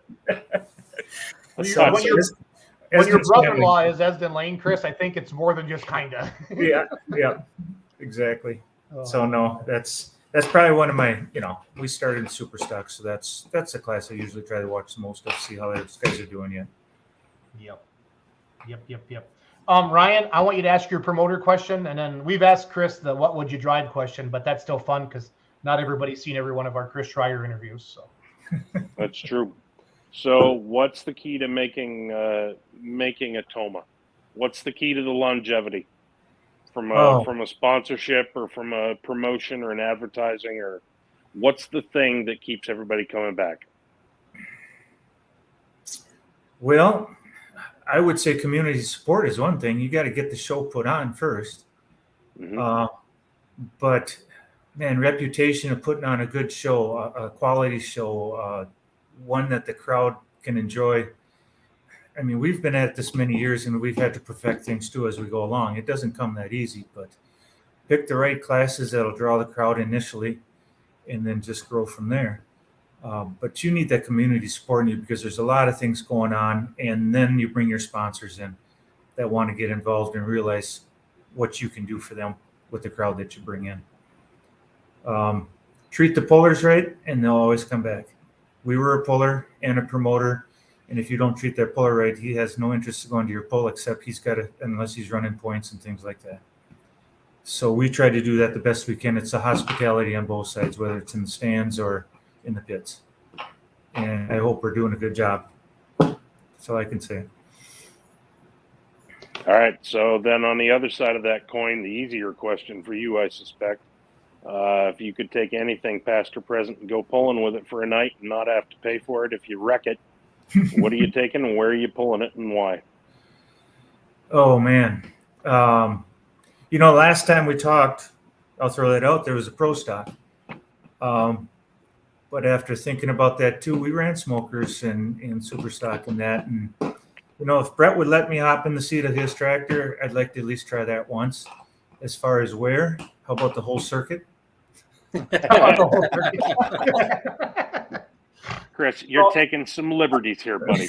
I was going to say, that might be a first that somebody said the whole circuit. I think it is. Yeah, that would be fun to hop in one of those and just see what they do and the feeling. Brendan Simon just checked in. He says it's top notch. He loves Tomah. I mean, when you get big name pullers like that, I mean, that kid was born at Tomah probably, or conceived. Oh at yeah. We'd have to check. But what's the last year that you actually pulled a vehicle in Tomah? One of your guys's. Oh, that goes back to probably, one of ours would have been 80. Okay. Yeah, Dad pulled after that, but he had his own tractor. We had the other one parked by then. Gotcha. So. Colin Burkholt says, any ideas or plans for the 50th coming up? Because this is year 48, right? This year? Correct. Okay. Yep, got 2 years. No, there's things we're kicking around, but Colin is really local. So, Colin, if you have some ideas, bring them along. We'll get together and we can add whatever we need to make it spectacular. Chris, if I was you, I'd probably take Colin's class out, so he can just enjoy all 5 sessions that year. That might not be a bad idea. He could sit That's in a good stands idea. and watch everybody then. Yeah. That's a good idea. No, actually don't. He looks so pitiful in the stands. I actually have a picture of him that almost broke my camera from Hillsboro last year. Oh, shoot. You have his best pouty face on. Oh, Pouty McPouty face. His dad was even worse. Oh, I love it. I love it. Colton Bartelt coming in with knowledge. Chris, did you ever pull at the Colby Cheese days in the early 90s with the John Deere 4000 or 4010? Yes, it was a 4010, and they didn't want me coming back to Colby because I always went back to it with too many trophies. I went up there, I don't remember what year it was, 92, 3, I had a 4010. We were pulling blacktop back then. And I don't remember, I think it was 4 classes I entered. I won 3 and broke the sled in the 4th one. So I didn't get to win. That's why we can't have nice things, Chris. No, people break. Stop breaking that. Yes. They weren't happy with me that night, but it was great night. Great people up that way. A lot of great supporters for pulling up in the area. WTPA, all that. They do well. Yep. So, man, Colton's going crazy tonight. He has that on VHS. He has a picture with Charlie Barons at a Packer game. That's awesome. 1994, and he beat the old nasty John. All right. That's some history there. Yeah. Yeah. Yeah, the Lind boys are from up that way then. Yep. They Yep. A lot of stories of us pulling against them when they were pulling on blacktop too. So no, it was all good people. We had a lot of fun. Man, Morgan Schulte needs to go to bed, guys. Chris, favorite year and favorite sled from the Tomah days? What would you be? Is there a decade of favorites, or is it all, you just love all of it? Oh, for me, when we were pulling, yeah. I guess the mid 70s through 80, because we won the class championship in 80. Dad got first, I got 4th in the 7,000 pound super stock class. But the sleds back then, Luety was pretty much the number 1 sled back in those days. And then Hager came around along with Bowers. So I think sled wise, if you're talking sleds, Vaughn's bought everything a long ways. Yep. When he started building sleds. So Colton says that was their hometown pull. Nasty John became Wagner's power up. Okay. Knew that. Chris Karlberger wants to know, for Colby Cheese Days, did you win a wheel of cheese? No. Sounds like you won at least 3 of them. No, You it wasn't a little cheese. Geez, it seems like that was the one though where they had the chopper box that you could win. Yeah, Meyer, right? Meyer did that. Yeah, he did. I had 3 chances to get that chopper box and I didn't get it, so went to somebody in another class. Dang it. Dang a look. I love how we're talking about Tomah. Here we go off on tangents about wheels of cheese And Meyer chopper boxes. Yep. They used to give away. Myers was Dorchester. Okay, Myers was Dorchester, and they used to give away H&S. Wow. Okay. Good stuff. Good stuff. All right, let's round it out. Thursday, 7:00. I know. Is there like a senior night? Then there's a veterans night. Can you talk about all that real quick, Chris? Yeah, Veterans Night is Friday night. We'll talk about that. We have a salute to the veterans, discount for them for tickets. But we do the ceremony, the pre-show ceremony. People have to show for that. That's the motorcycle parade. That'll start around 6:15. Get in the stands to watch that. Along with, we have some dignitaries from both bases up here, Fort McCoy and Volkfield, coming in that we'll introduce, along with some representatives from the Legions and VFWs, things like that. But it's a great show. Thursday night, we dropped a little bit. Quick Trip, $5 off your ticket if you have Quick Trip app or receipt from Quick Trip within the last week. That's an easy one for everybody in the Midwest. So get that one done. Yep. Stop at Quick Trip on your way there and grab a receipt, and you can get in a little cheaper. And then Saturday afternoon, we have our salute to the FFA at that session. Awesome. So, no, the pre-shows are pretty nice. Not much on Thursday night, but Friday and Saturday, you want to be there for them. So if you could get one attendance number, Chris, that would make you and the team happy there this year in 5 sessions. What would it be, honestly? All 5 sessions. If we could hit that 50,000 mark. Okay. Yeah. I mean, when we're hitting the 60,000s, we were standing room only for 3 sessions. Yep. And we had turned people away a few years. So it was like Friday night every session, basically. Yes. Okay. Yeah. Chris, how long ago was that? I would say the late 90s into the early 2000s. Okay. Yeah, but we've had consistent crowds since then, but it just isn't like that. And I think there's a lot more polls that they can go to now. Yep. Than they used to. Bigger polls. They've changed a lot over the years. Yes. So, but the competitor numbers have stayed up real well for us over all those years.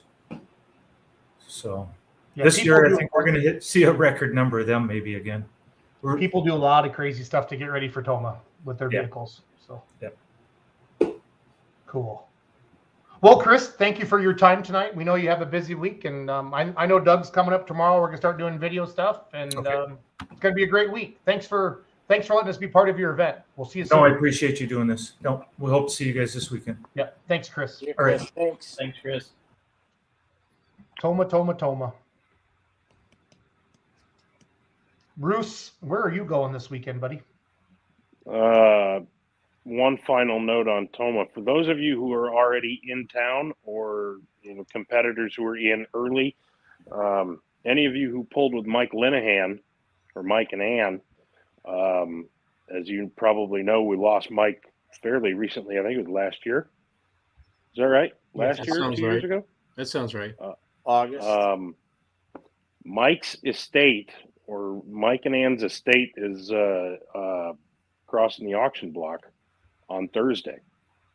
So, and there's some pretty cool pieces of history there, not just from Mike's farm, but from his no-till days. Mike was kind of a pioneer in the no-till industry. And he was also a hell of a constructor. He could build anything. Like his sprayer was made out of a school bus. And I'm not kidding. And he built all sorts of stuff he's got. And there's a couple of really, really nice, kind of cool tractors on that sale. I think there's a 4020 with a turbo on it, with a 466 with a turbo. And I think there's a couple nice trucks too. Oh, those grain trucks are cool. Bruce, are these on Tractor Zoom, or where are these? They're on Tractor Zoom. Perry's hosting the sale. Wilkinson, right? Shane. Okay. Well, Wilkinson's got the sale. Yeah, they're doing the sale, and there's some cool stuff there. So if you want to, and I presume Ann will be there. So if you wanted to go out there and say hello to her, and Did you guys get a new logo? yeah, we've done a fairly massive rebrand. Yeah, I see that.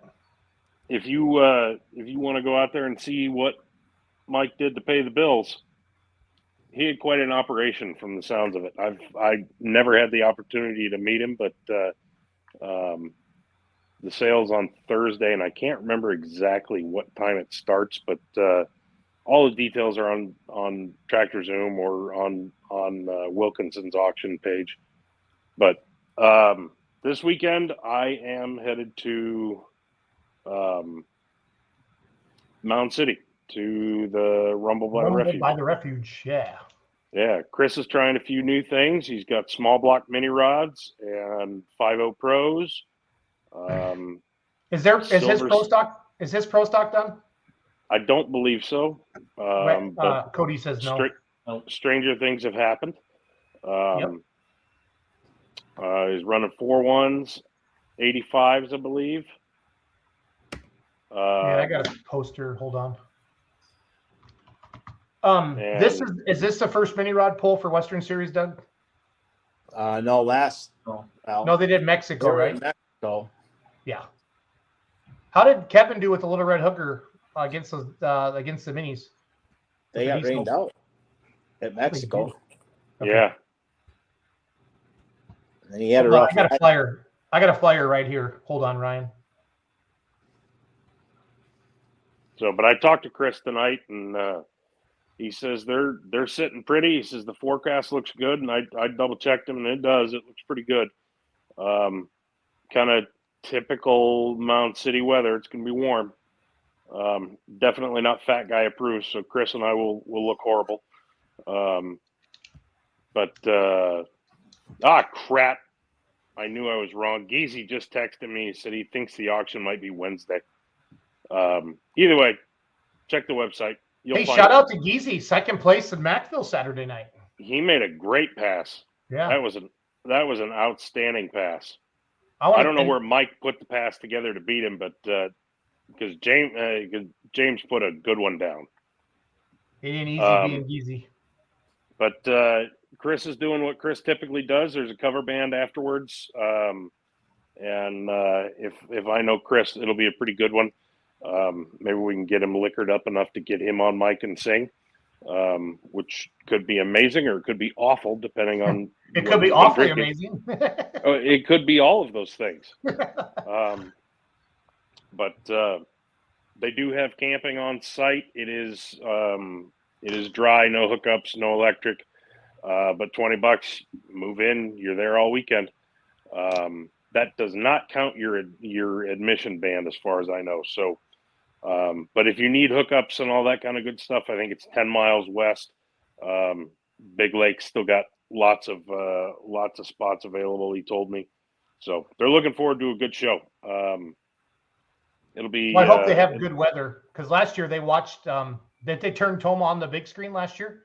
Yeah, we actually had a blast watching Tomah, because the rain it had rained like enough to call the show, like earlier in the day, but the weather was actually kind of nice, and we just sat there drinking beer and watching the show, and because so many competitors were already there, and everybody held their breath when Brandon brought the revs up on the pro, because RJ and part of the crew was already down there, and RJ was nervous, and that was fun to watch. And then Roos you're Roos. Zolik's doing a live stream, right? Yeah, Rumble by the Refuge live stream. Whatsmoking.net. So. Yep. And if you've never been, it is a terrific show. Track is good. The competitors are, the competition is terrific. And it's just like you got kind of your start there. That's where I got my start. That's my first. I love Wiggle, and him and I go around and round about a lot of stuff, but that was my first pull I ever announced out of Wisconsin. And, a big name pull like that. So, and it's 9 hours from Richmond Center. What's that? First time I ever stepped on a big track. So, and I just had to convince him that Tomah's an hour from my house because I always get a lot of text messages from him. So it's all good. No, it's a great event. It's the biggest pull in Northwest Missouri for sure, in Northern Missouri. So apps, without a doubt, it's a good one. And all the money, they raise money for the Mountain City Firemen, and they give back to all the kids, the local high schools, for scholarships. And then they would always bring them out on the track. I'm still sure they do that for the scholarships and stuff. So it's pretty neat. And nobody roasts them anymore since you're not announcing, which is kind of odd. But it is what it is. Right. It's a gift. Yeah. And I'm gonna try and find a kid who fell out of the tree. Sullivan asked me to find him, and see if his arms were still attached. Charles, he had two casts. Yeah, dude was rocking cast all the way up the arm.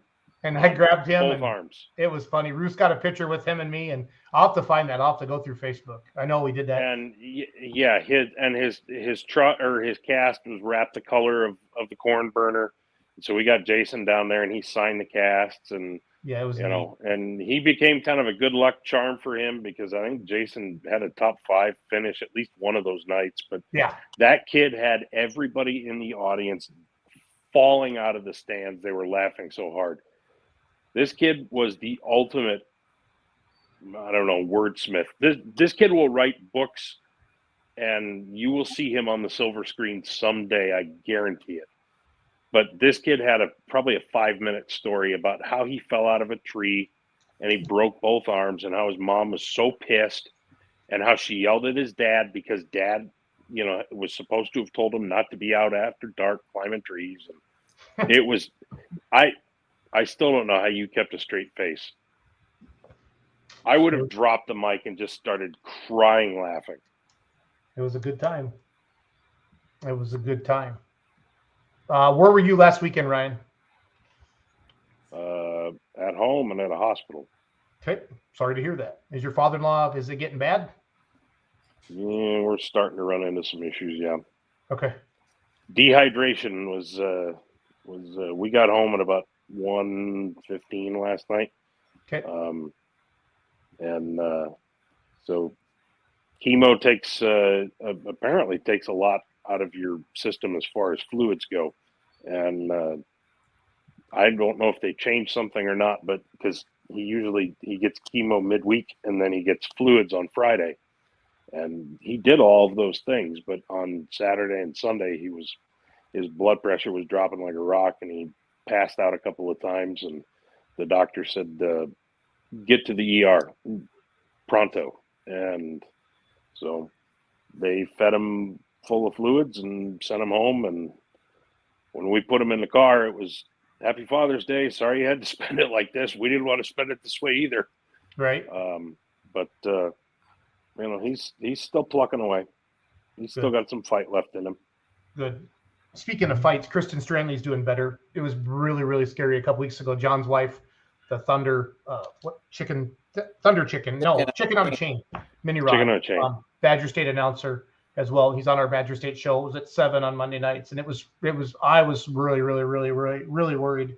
And we got a text message from him tonight that the medicines are working, and she's turning the corner on that. So I don't want to. I hate doing all this stuff at the end. We always have a downer time, but we'll keep jamming. Charles, where were you last weekend? Where are you going this weekend? I was at Blanchard, Michigan, Friday and Saturday night, doubleheader for West Michigan Pullers up there. Is that the Wampa or whatever? WMP. Okay. WMP. I was announcing with Matt McNall up there. My son was a sled operator. Had a good couple of nights. Safe evenings. No major issues. Smooth sailing. Plowed through whatever. I don't know. 80 hooks in 3.5 hours. Good time. Nice. Tell them about those 4-1 semis.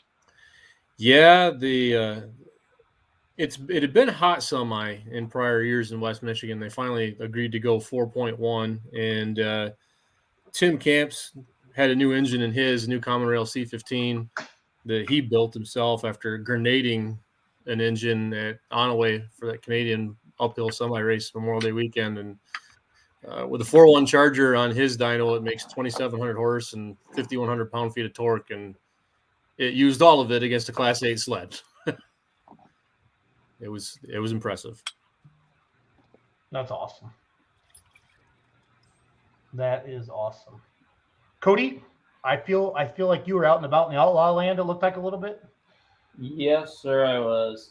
I went out and watched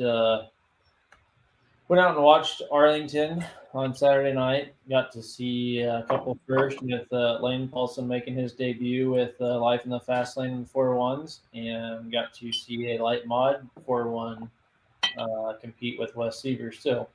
It was a good night. Beautiful. It didn't rain. Kind of went around us, and coming up, I will also be at Mountain City, and so I looking forward to that. I know there's going to be some exciting stuff down there. So Mountain City. Well, you may as well name drop it. Roger Rui might happen to show up on Friday night and make his first pass with his 4.1. Sweet. Not might. He just he texted me about 10 minutes ago. He said we will be there. Yeah. Breaking news. I called him earlier and I was like, hey, what are you doing Friday night? And we had a nice chat. I was like, you should come to Mountain City. So Roger be down there Friday night, and then he'll Saturday night will be up in Manila with the Outlaws. And looking forward to see that thing go down the track because it looks really, really mean. So and this has been a long time coming. Yeah. He's had every Murphy's Law thing hit him in the book over the past 2 years, and even as recently as Saturday. When were you in Arlington? Saturday. Yeah. For a hometown hook, that track he says just hates him. I mean, he's been broke every year but one type of thing, and they pulled out a trailer and the steering just went. So yeah. He's ready to make a pass. Let's put it that way. So Roger, if the 4.1s are on the grandstand side opposite the announcers, run the right line. Okay. So I don't pull against you anymore. So that's where Gaffney won it, the driving my tractor in 17. So I remember that pass. Holy crap. And stay away from the right line in Manila. Yes. Oh, I still think about that. So before Doug and I talk about our weekend, I have an announcement to make, and I'm going to put it on the screen. Bruce knows about this because it's his picture. We have an official beer that's rolling out in Canada, and there it is. That is going to be the can. So I'm really, really, really excited about this. It's only going to be in Canada right now. Go to Full Pull Lager. They have a Facebook page, and really, really excited. So everybody knows we're building diesel super stock, and what's going to happen with that Remedy tractor. Tony McDonald, who has rinsed on my tractor since 2017, is staying in the Beer Money family. He bought the rolling chassis from me. We're keeping it identical. So it's still going to be the Beer Money tractor, the Remedy. But Tony and his family are going to own it and campaign it. I don't know if it's going to get out this year or not. My engine was completely destroyed after Wisner. And when I say completely, I mean everything. And that's like kind of what led to block crumbled. Yeah. Destroyed. Say that again, Doug. The block crumbled when it came out of the frame. Charles, did you hear that? I did. That made me cry. Need the wheelbarrow.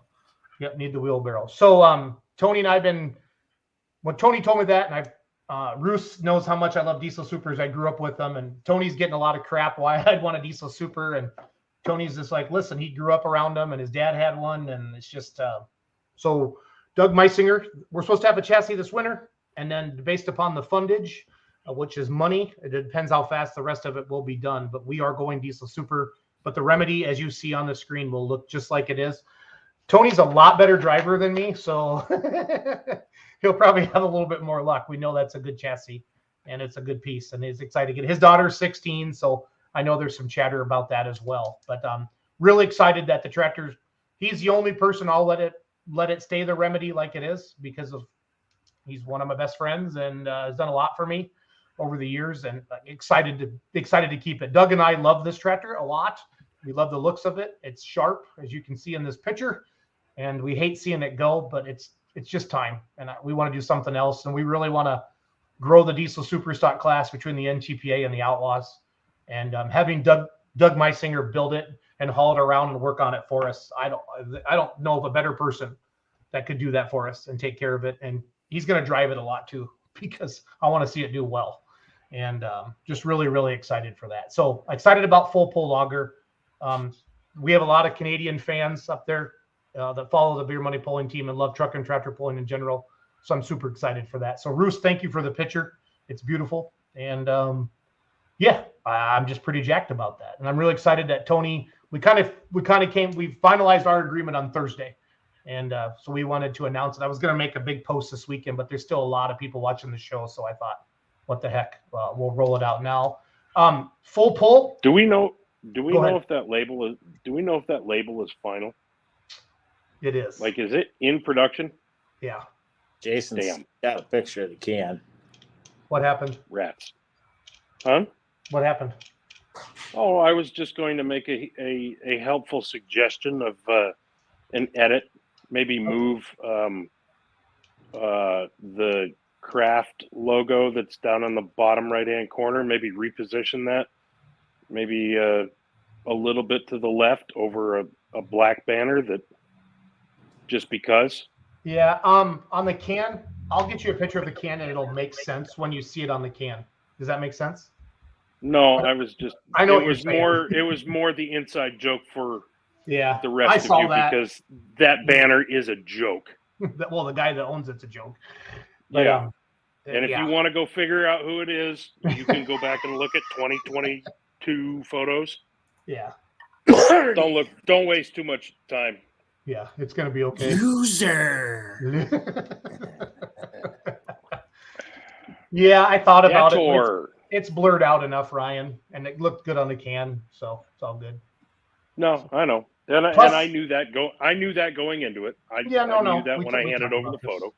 So Tony Kozar stumbled upon this. Glad to see Sidetracked is still going. I don't know if we can claim this as Sidetracked. I don't think we're that crazy, are we, Charles? Or geez, no, Kozar, where have you? I wouldn't lay claim to that, but no, didn't he announce? He announced out in Chambersburg, right? The indoor thing.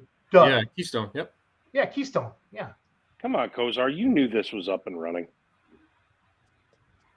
Well, we do it. It's on Charles's page every Monday night, so I think that's what's. But the show would not be what it is without Charles.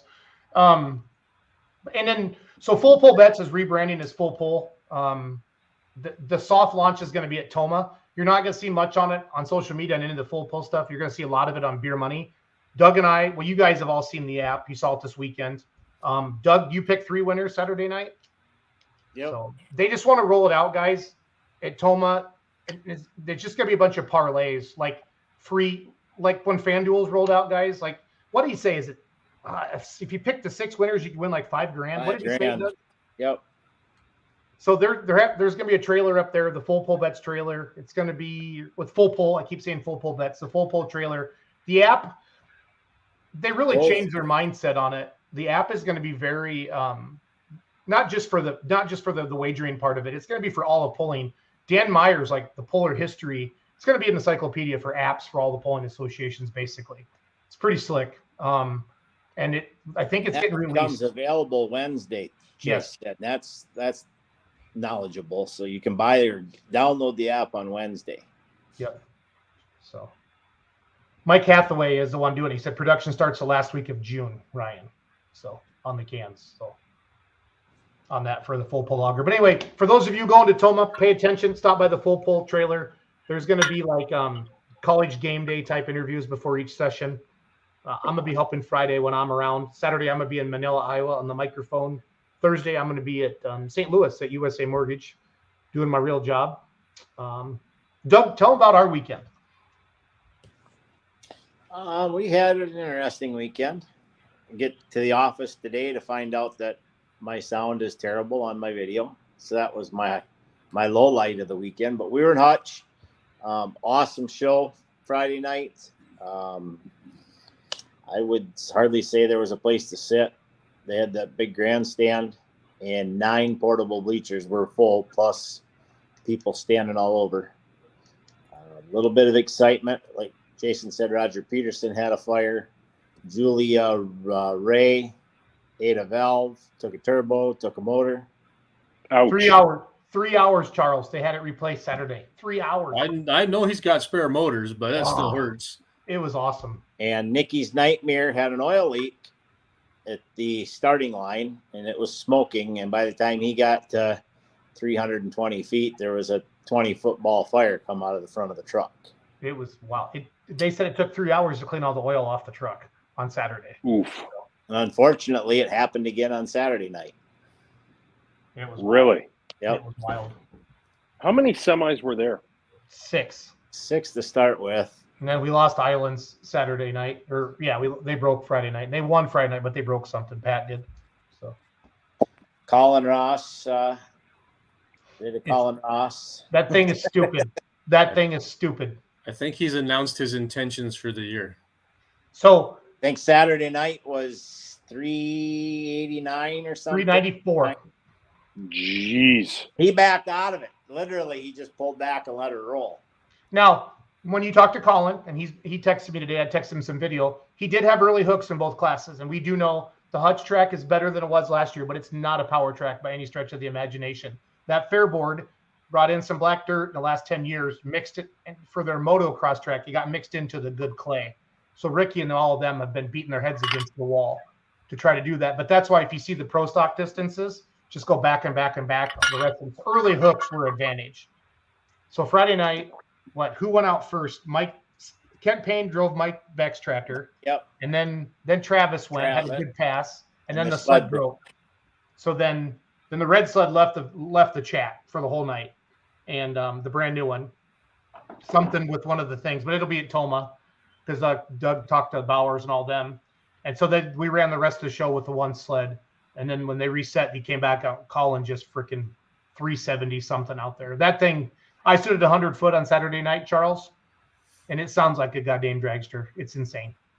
It is freaking insane.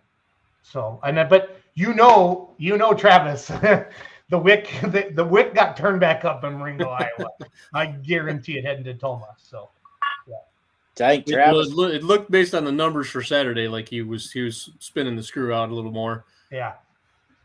Travis got caught then in a second pass, got sucked left, and we've interviewed modified pullers guys and diesel super pullers. They've said no matter how hard they pound on a brake, once one of those 30.5s are hooked in, they're hooked in.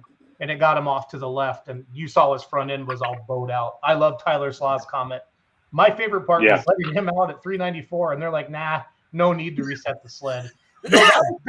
That was kind of heated, that discussion between Colin and the tech official. And he put 40 feet on him Friday night, and then that happened again. With only 6 of them, that's so hard, guys. I mean, what do you do? I mean, I get it. No, I do not ever want to have to make those kinds of decisions ever. I don't want to be Marvin or Harold Phipps or any of those guys because that's not fun at all. So, but it was a fun weekend. That was a great show to see all that big stuff all in one place at one time, and to see the big crowd and to Friday see Julie. Night, yeah.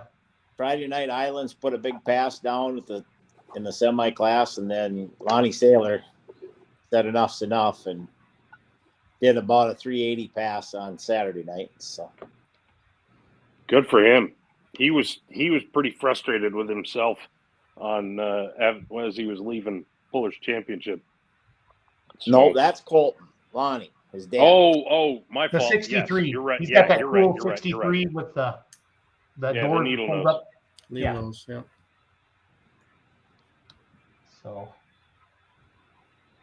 So congrats to Peter Norton. Yeah. Taking the monkey and throwing it firmly off of his back. Firmly, very firm. Very firm. That thing doesn't even sound like a pro stock either. There wasn't No, a lot it sounds of smoke it sounds awful angry, doesn't it? Yep. It does.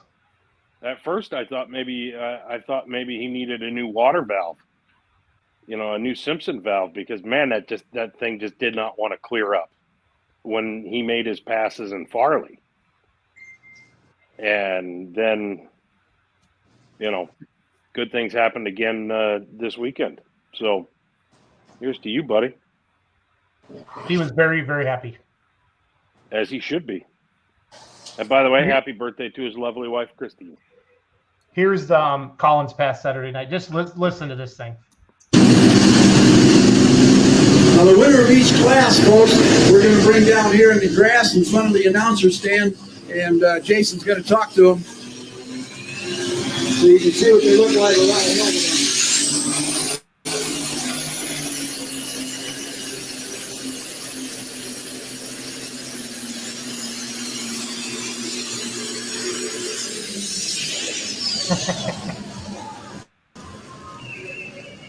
That was 394, guys. It was dumb. It was picture perfect. Just picture Oh, perfect. It was awesome. It was like Travis he got Schlab was bored next of to me. When he pulling. went by, he said 100 foot. And he just looked at me and went, "Oh my God!" And he knew what he had to go do. he was hauling for sure. Just awesome pass. Awesome pass. Hey, Colin, can you be my mailman? Because Yeah, they sure. don't get my mail very often.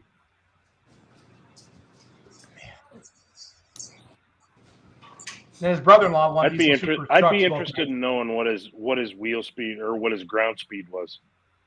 Yeah. All of it. 1-800 Chaos Fabrication. You write a check big enough, you can find out. Oh, I'm sure. Well, he won both nights. Eric Stacy, his brother-in-law, won both nights. When I interviewed Colin, I said to Lily, I got Lily in there. I'm like, hey, what's one thing you've done that your brother hasn't done? She says, I got to drive a diesel superstock truck. And then I looked at Colin. He just had that shit-eating grin, like, really, Schultz? You got to drill that right now. I just won the Grand National Pull. So it was fun. Friday night was cool. The guy that bought Adam Bauer's tractor, first run out, a Grand National win.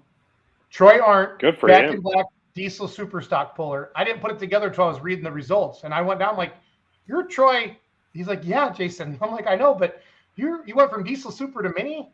First time ever driving a mini. He wins Grand National Friday night, but he bought Bauer's, so I mean, he's not dumb. So he bought a good mini. So Well, I mean, Jimmy Shandorf went from diesel super to mini too, but yeah, he probably the didn't. little I don't beast. think he won his first time out. Troy, if I were you, I would hang it up and just call it an undefeated career. He got third on Saturday night. So Well, good weekend. Too late for already shot himself in the foot. Yep, he's a loser. I see Jeff Hurt tried to blow the hood off Running Bear again. No, he did blow the hood No, off. I think he was very successful in that. Yeah, I saw his Facebook post looking for hoods actually. So I know Yeah. that's legit. So Shout out to Jonah Hill for a pretty good capture there. yeah. Yeah. And Ryan had it on Zolik had it on the Flow Racing video that he did for them. We shared it on the Badger State show. So good stuff. I'm trying to think what else. Tommy Owens won Saturday night. Brandon Simon won Friday night. When I interviewed Brandon, I said, I always feel bad for your mod when you don't win the Pro Stock class. Because I said, I think it probably gets twisted a little bit harder with 4 engines. And he goes, oh yeah, no, I was mad. I got after it. So it was funny. And RJ was texting me. So it was kind of fun to see that. But then Brett Meyer, owns Lincoln Diesel Specialties, had the 3.6 diesel trucks and 3.0 diesel trucks. Does he have one of the coal burners or the coal rollers or one of what's his name? He has injected funds, which was the old Green with Envy. Oh, Denny Brown's. I think that's in Canada now, and I think that's in New Brunswick, and I think he's got one of the. Which one has the 5-star? Charles, if I showed you a picture, would you be able to tell by the front wheels? Maybe. Okay. Oh, And Renee Theobald got her mini win.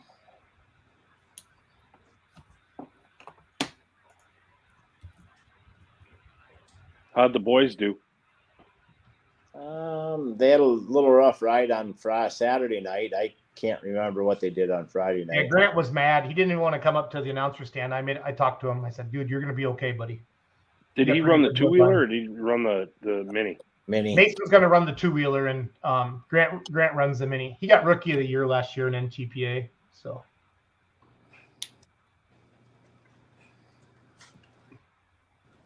Kesters are getting a 4th mod. Is that what Coral said? Or mini? Did she say that Saturday? I don't know. Either that or a new pen for the check. That's right. That's what it was. Charles, I don't know. Here's a picture I took from the side shield. Old, loud, and loaded, which is the old green streak. Okay, that's Schulte would know. Those kids are like little Rain Mans. Injected funds now is the old, loud, and loaded. Okay, but that came from Boyd's. That was Mike Boyd's, right? Yeah. Mm-hmm. Well, he got his win, his first Grand National win, Friday night, and he did a good job. So this one. So Keith Witt's American Pride. If you guys get a chance, Charles, if you ever see this, or Roos or Cody, his dad and his brother in their army in their military uniforms are silhouetted into the hoods of this truck. Oh, I haven't seen it since the wrap got put on it. No, Yeah. I haven't either. At TPC, it wasn't. It hadn't been done yet. Remember, it was just No. gray. No, it was like primer gray. Primer. So,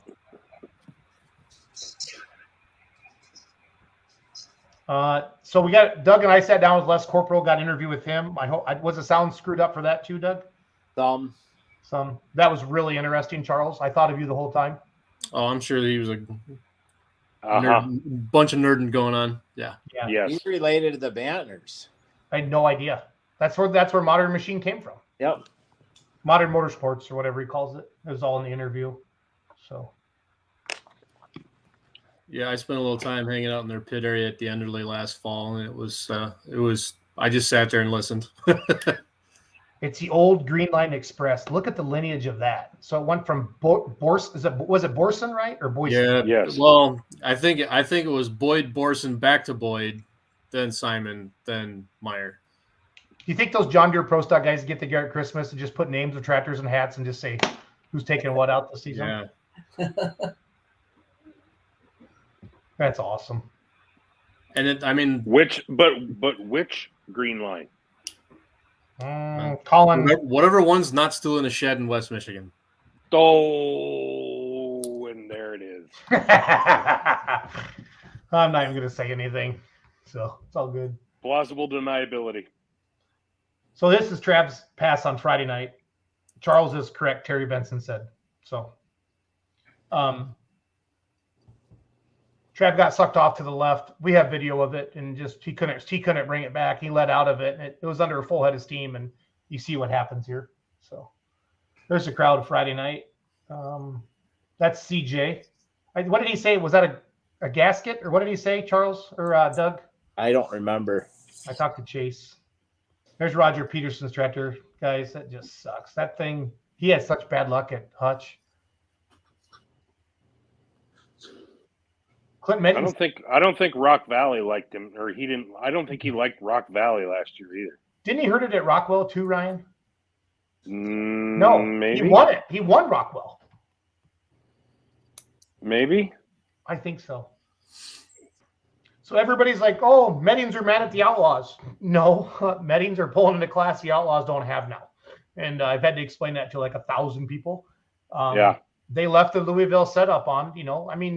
People get. Not bored, but they want to see some different stuff, and they're going to go out and try it. Lance drove the tractor Saturday night. Lance Little. Yeah, that was a little weird to see. Yep. But he was late in the class, and there just was nothing left, guys. Charles has seen it a million times, and you have too. They got third on Friday night and only got beat by like 0.049 or something. Yeah, it was tight. Yeah. It was tight. But the old bulletproof buck looks good. And then here, flip through some of these photos here. That's a sled that showed up. Arnold's is a title sponsor. This is a cool shot from the starting line. They have a big grandstand on the right over here. So there's Renee. There's Peter. So just a beautiful tractor, guys. Clean as clean can be. There's Eric Stacy's win. Tommy Owens. Got to interview his mom. That was fun. There's the Pete. That's Lonnie Sailors. Yeah. 63. Needle nose Pete. Yeah, it's cool. Very cool. And then there's Mr. Colin. Oh, that thing is stupid. Stupid cool. Stupid cool. So was Colin happy? Very. He literally was teared up Friday night when I interviewed him, because you guys think about it. He went to Louisville, everybody's favorite to win. hurt it bad, right? Didn't it dump everything on the ground? It just blew the pan off of it, but who knows what happened. Just blew the pan off. And then he went to the truck show, right? Yeah. And it hurt it. He didn't get off the line. So, but no, he was seriously just, I mean, he's like, we've been on the dyno, we've been trying stuff. And he was thanking Kevin, and he's Lindsay, and he made fun of Lindsay. She's probably still in the cast back at home, sitting in bed and something like that. That was funny when Colin said that. So, but she's not. It's a joke. Everybody relax. Did he say anything about Lindsay's dad? No. Is this a good story? Sorry, Charles. I had to do it. That's right. I'll only do it this once, but I had to do it. Sometimes, once in a while, an announcer's mouth disconnects from his brain, and it happened to me at TPP. And Lindsay will never let you forget it either. No, she won't. Charles, you have to tell the story.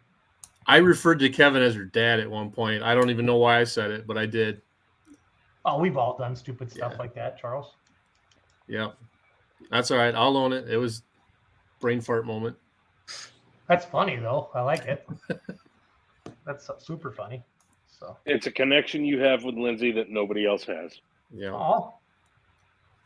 Wyatt Schulte says Peterson won Rockwell in 2021. I know he did because he runs Taylor Van Beek's tires, and Taylor was pumped because I saw him the next day. He's like, Peter, my tires won Rockwell. So that was cool. Yeah, but Wyatt in 2022, it was fiery. Doug and I stood there watching it, mouths open like this. Yes, it was. Because they got it at Tomah too last year. I've got video of that. Well, no, was it doing the same basic thing, like just slobbering oil all over the place? And I'm not sure what it's. But then the header wrap gets soaked with oil, and then they can't put it out. Yep. It's rough. See what you got to look forward to, Jason? That's build a super stock, they said. Everybody fun, they said. Well, poor Asden, they spun a bearing at Ellsworth and didn't have a crank. That crank came, I think, on Thursday, they said, but they pulled the motor out of the light tractor to go to Hutch, and the pump stuck on it. Ugh.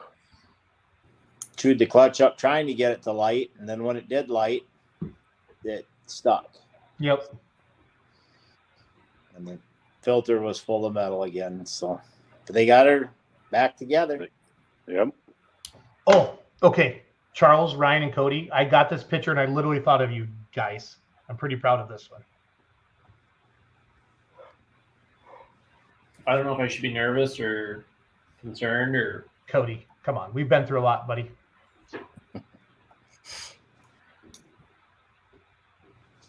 Oh, my God. It's wait. Huh, Charles? Mr. Brewster doing the thing. Isn't that cool? With his embroidered shirt, the tractor. I was kind of proud of myself. Can't. I was going to say, a lot of people don't really embroider stuff anymore. That's old school. I'm glad to see it's still like a thing. Yeah, that's old school. Mick Broughton saw that, and he's like, yeah, that's pretty legit right there. Yeah, for sure. For sure. Degenhart's took what'd they take off the balancer off the front of the truck or tractor Friday night. And guess they went to Esden's and got one, put it on for Saturday. So I'll tell you what, there ain't no quitting those guys. No. I mean, we've seen them light that tractor on fire and try and blow it up on multiple occasions. Always back the next week, and they make a good pass. That's dedication.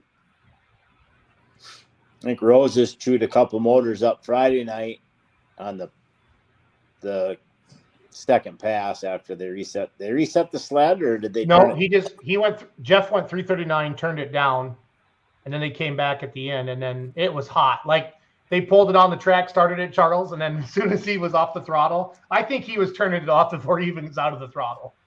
And then Ricky's like, rah, rah, rah, rah, rah, and then next thing we know, they come rolling back in Saturday afternoon with some new parts on it. So, Jason, I like that one because of the reflection of the weight bracket. Oh, yeah. Shut up.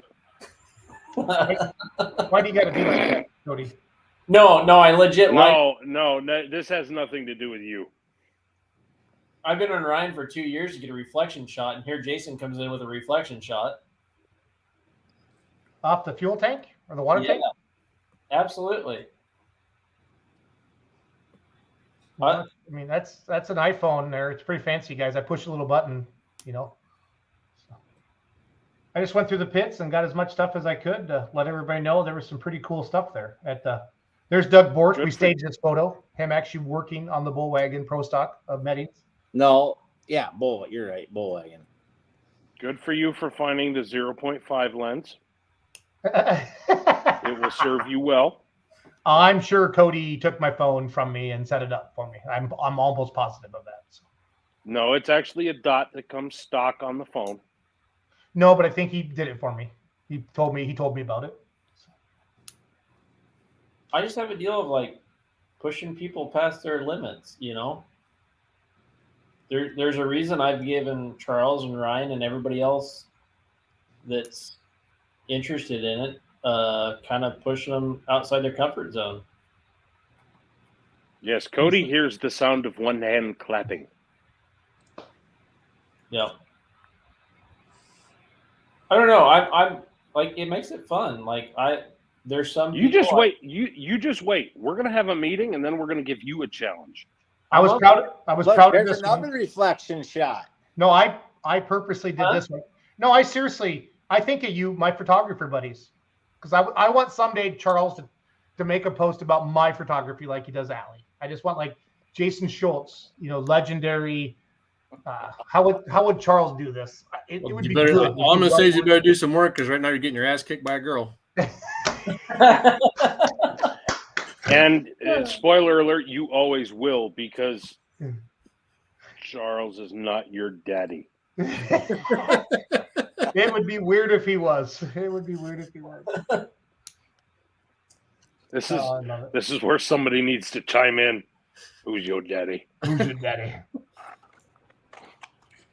So yeah, good to see Hodem back out.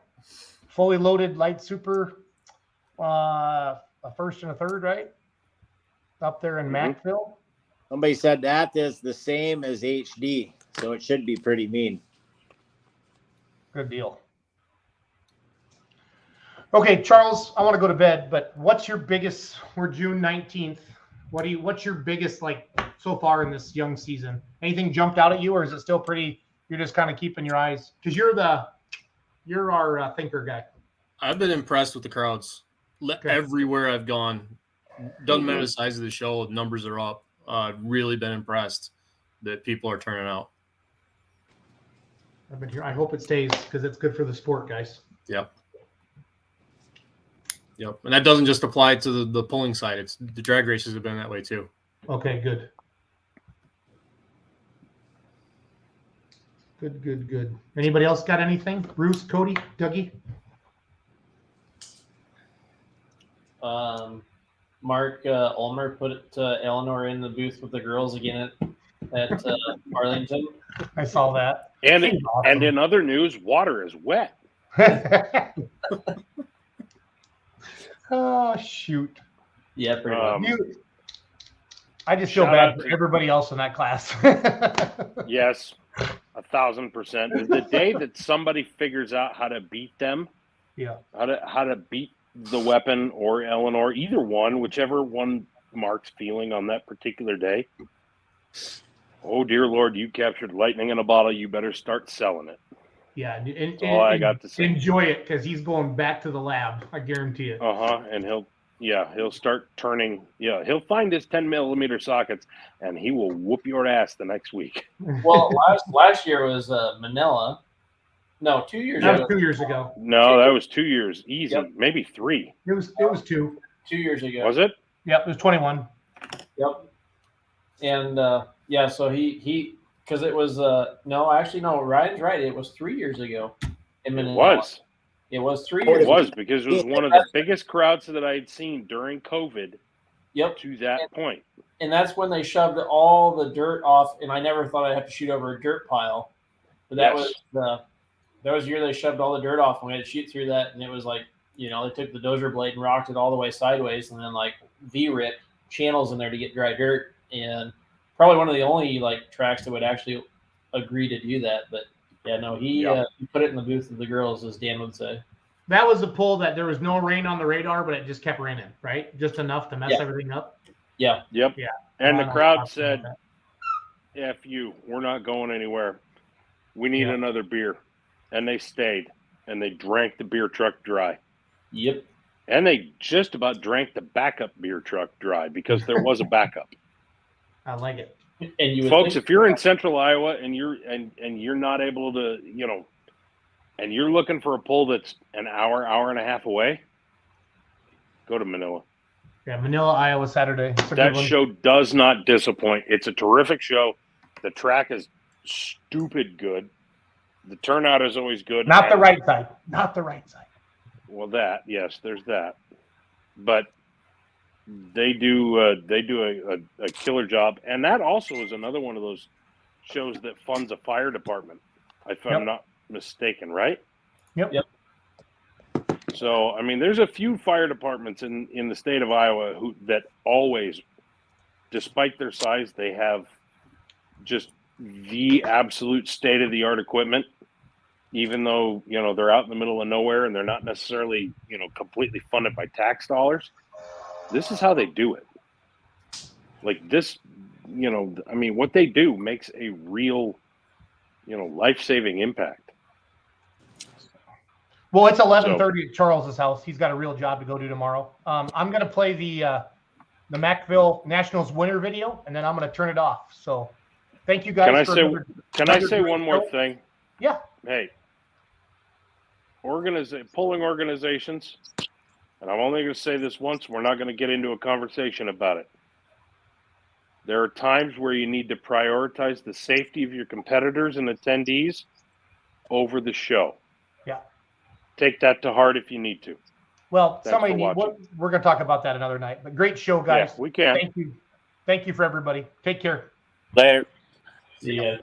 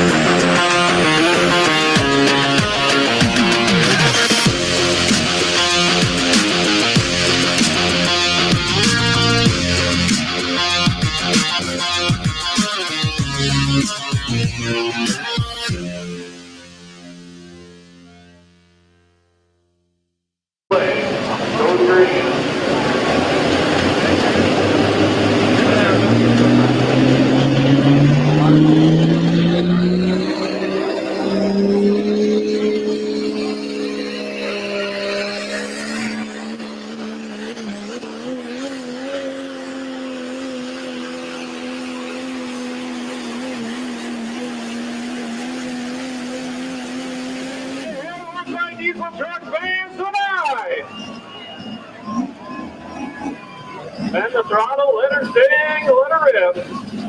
For Corey Funk. Just Fuller in the Pro Stock Diesel Truck category. How about this mark for our first one out? 3.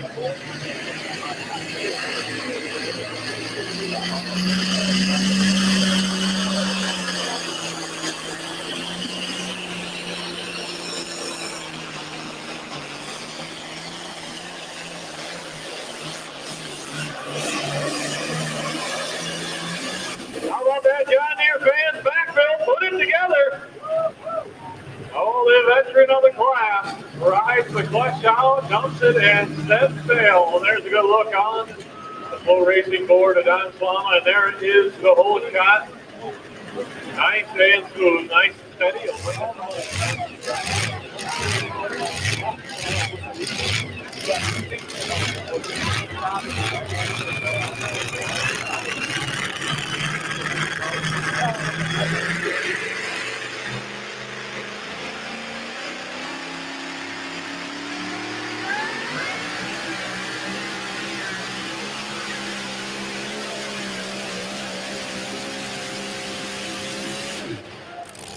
Super farm side, trip down the small girl, 318 and 1 318.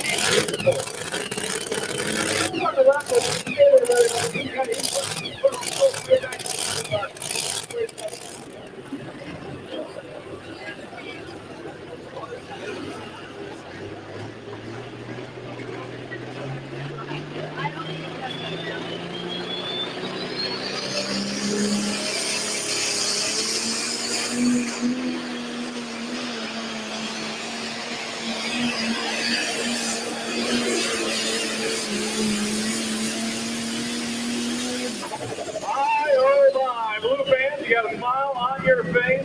The fast forward, Chamberburg, Pennsylvania's Matt Smith. Where are my Aaron Hall fans here tonight? How is my old school taking care of business, folks in the crowd here this evening?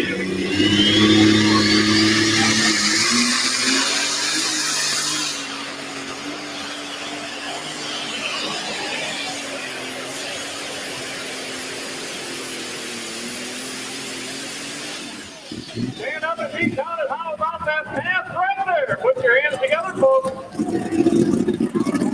Boy, what a run Aaron Hall laying down the power of taking care of business, and that tractor has been headed the outbound cluster. Talk right here tonight. Another down is fires back up. Here we go.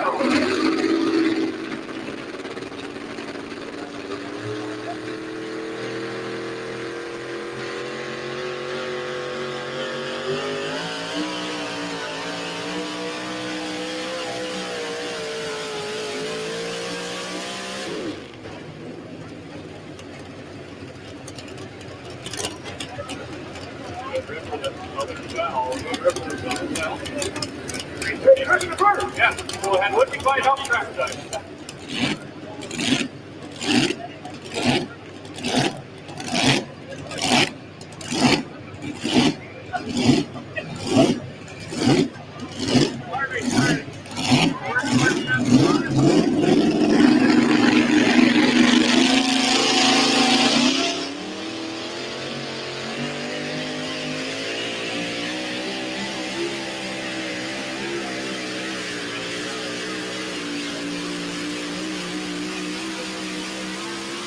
How about that, man? Back the leader, Tom Stacy Buxton.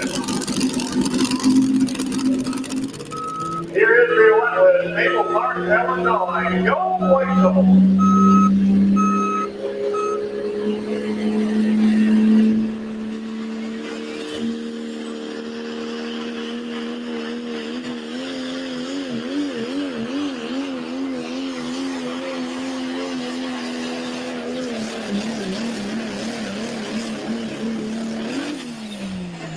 That develops a different exhaust note towards the end of the run. Yeah. Boy. Problem in the piston area, I think, right there. Problem in the piston area. Yeah, the Relentless is one of the last few to still run a 7.3. Yeah. The old power stroke. Yeah, if you were lucky enough.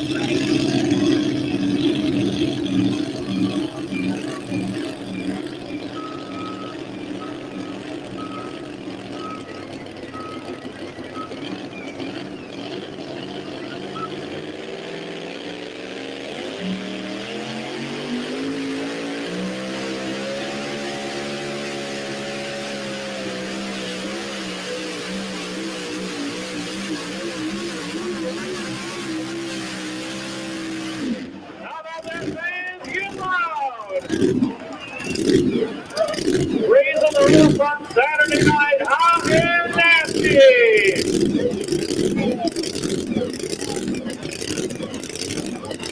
Look at the replay there as he is cruising on. Come back to the track, up to the tower. This is Mike Gerlach, Stockton, Illinois, the G-Force, and 66 International.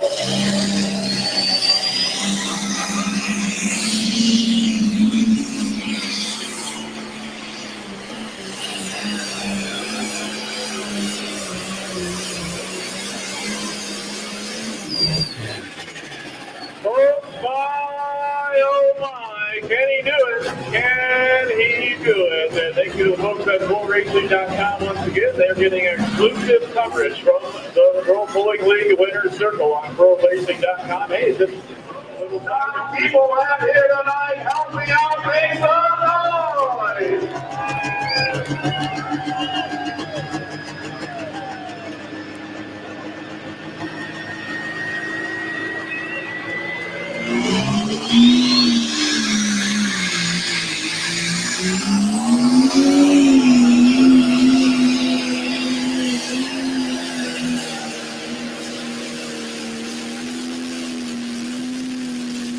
Here tonight. My, oh my. The flash of the camera sends it down past the 300-foot mark, and if you are sitting down at the grandstand side at that big end, wow, what a view. You can see it on the full racing. This is Heather right here. Helmet of the night for Travis Hilton, Bellevue, Ohio. Always something, 1466.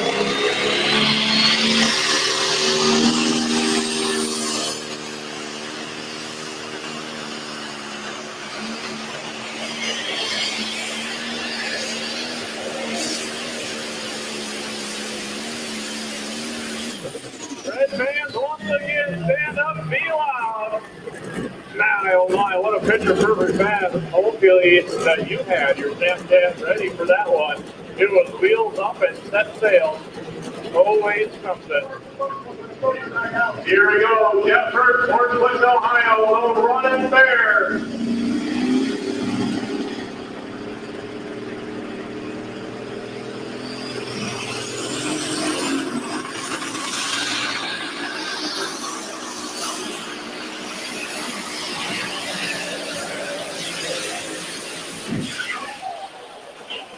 Get up, get up, get out of here. Backville Nationals. He is on the big end.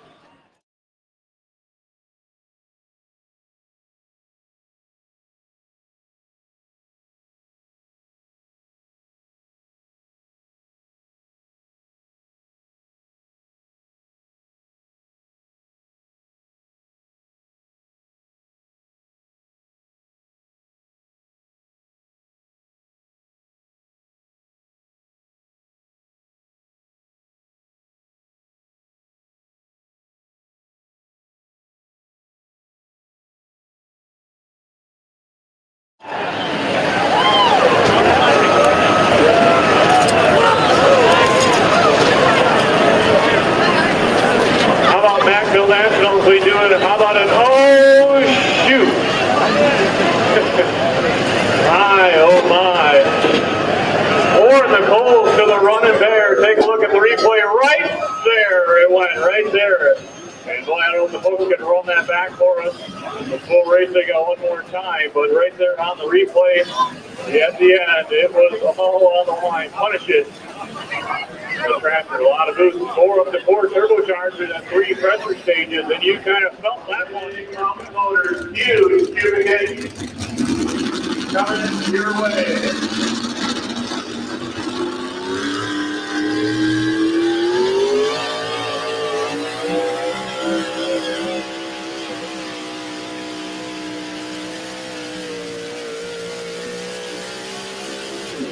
Chevrolet fans, what do you think of there? Put your hands together. The Thompson, Missouri-based Terry Hagedorn, our first one to make a big rip of the Summit Racing Equipment Modified Truck class.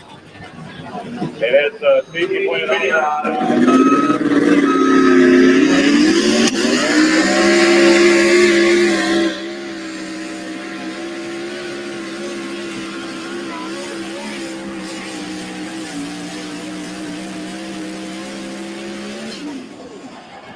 Send him home with the goods right there, fans. What do you say?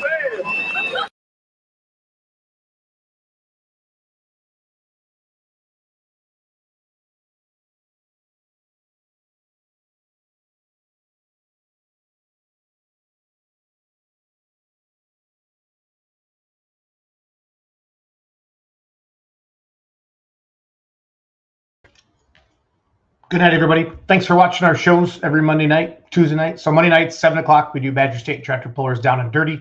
8 o'clock is always Let's Grow Pulling. Tuesday nights, Outlawed with Ron Stone at 7 o'clock. Every other Wednesday, we do the West Coast Live Show at 8 p.m. Central, 6 p.m. Pacific. And then we always have Live with Lusetto talking everything with the Heartland division of the Outlaw Truck and Tractor Pullers on Wednesday nights. So hope to see some of you out this weekend. Again, I'm going to be in Tomah on all day Friday at the Full Pull Bets trailer. Full Pull, excuse me. And then Saturday, I'll be in Manila, Iowa. I'll be on the microphone helping with Outlaw Pulling TV as well. Mackenzie and Kaya are heading down to White Wright, Texas with the Outlaw Truck and Tractor Pulling Association. So thanks to all of you that love the sport. We love you. Have a great night.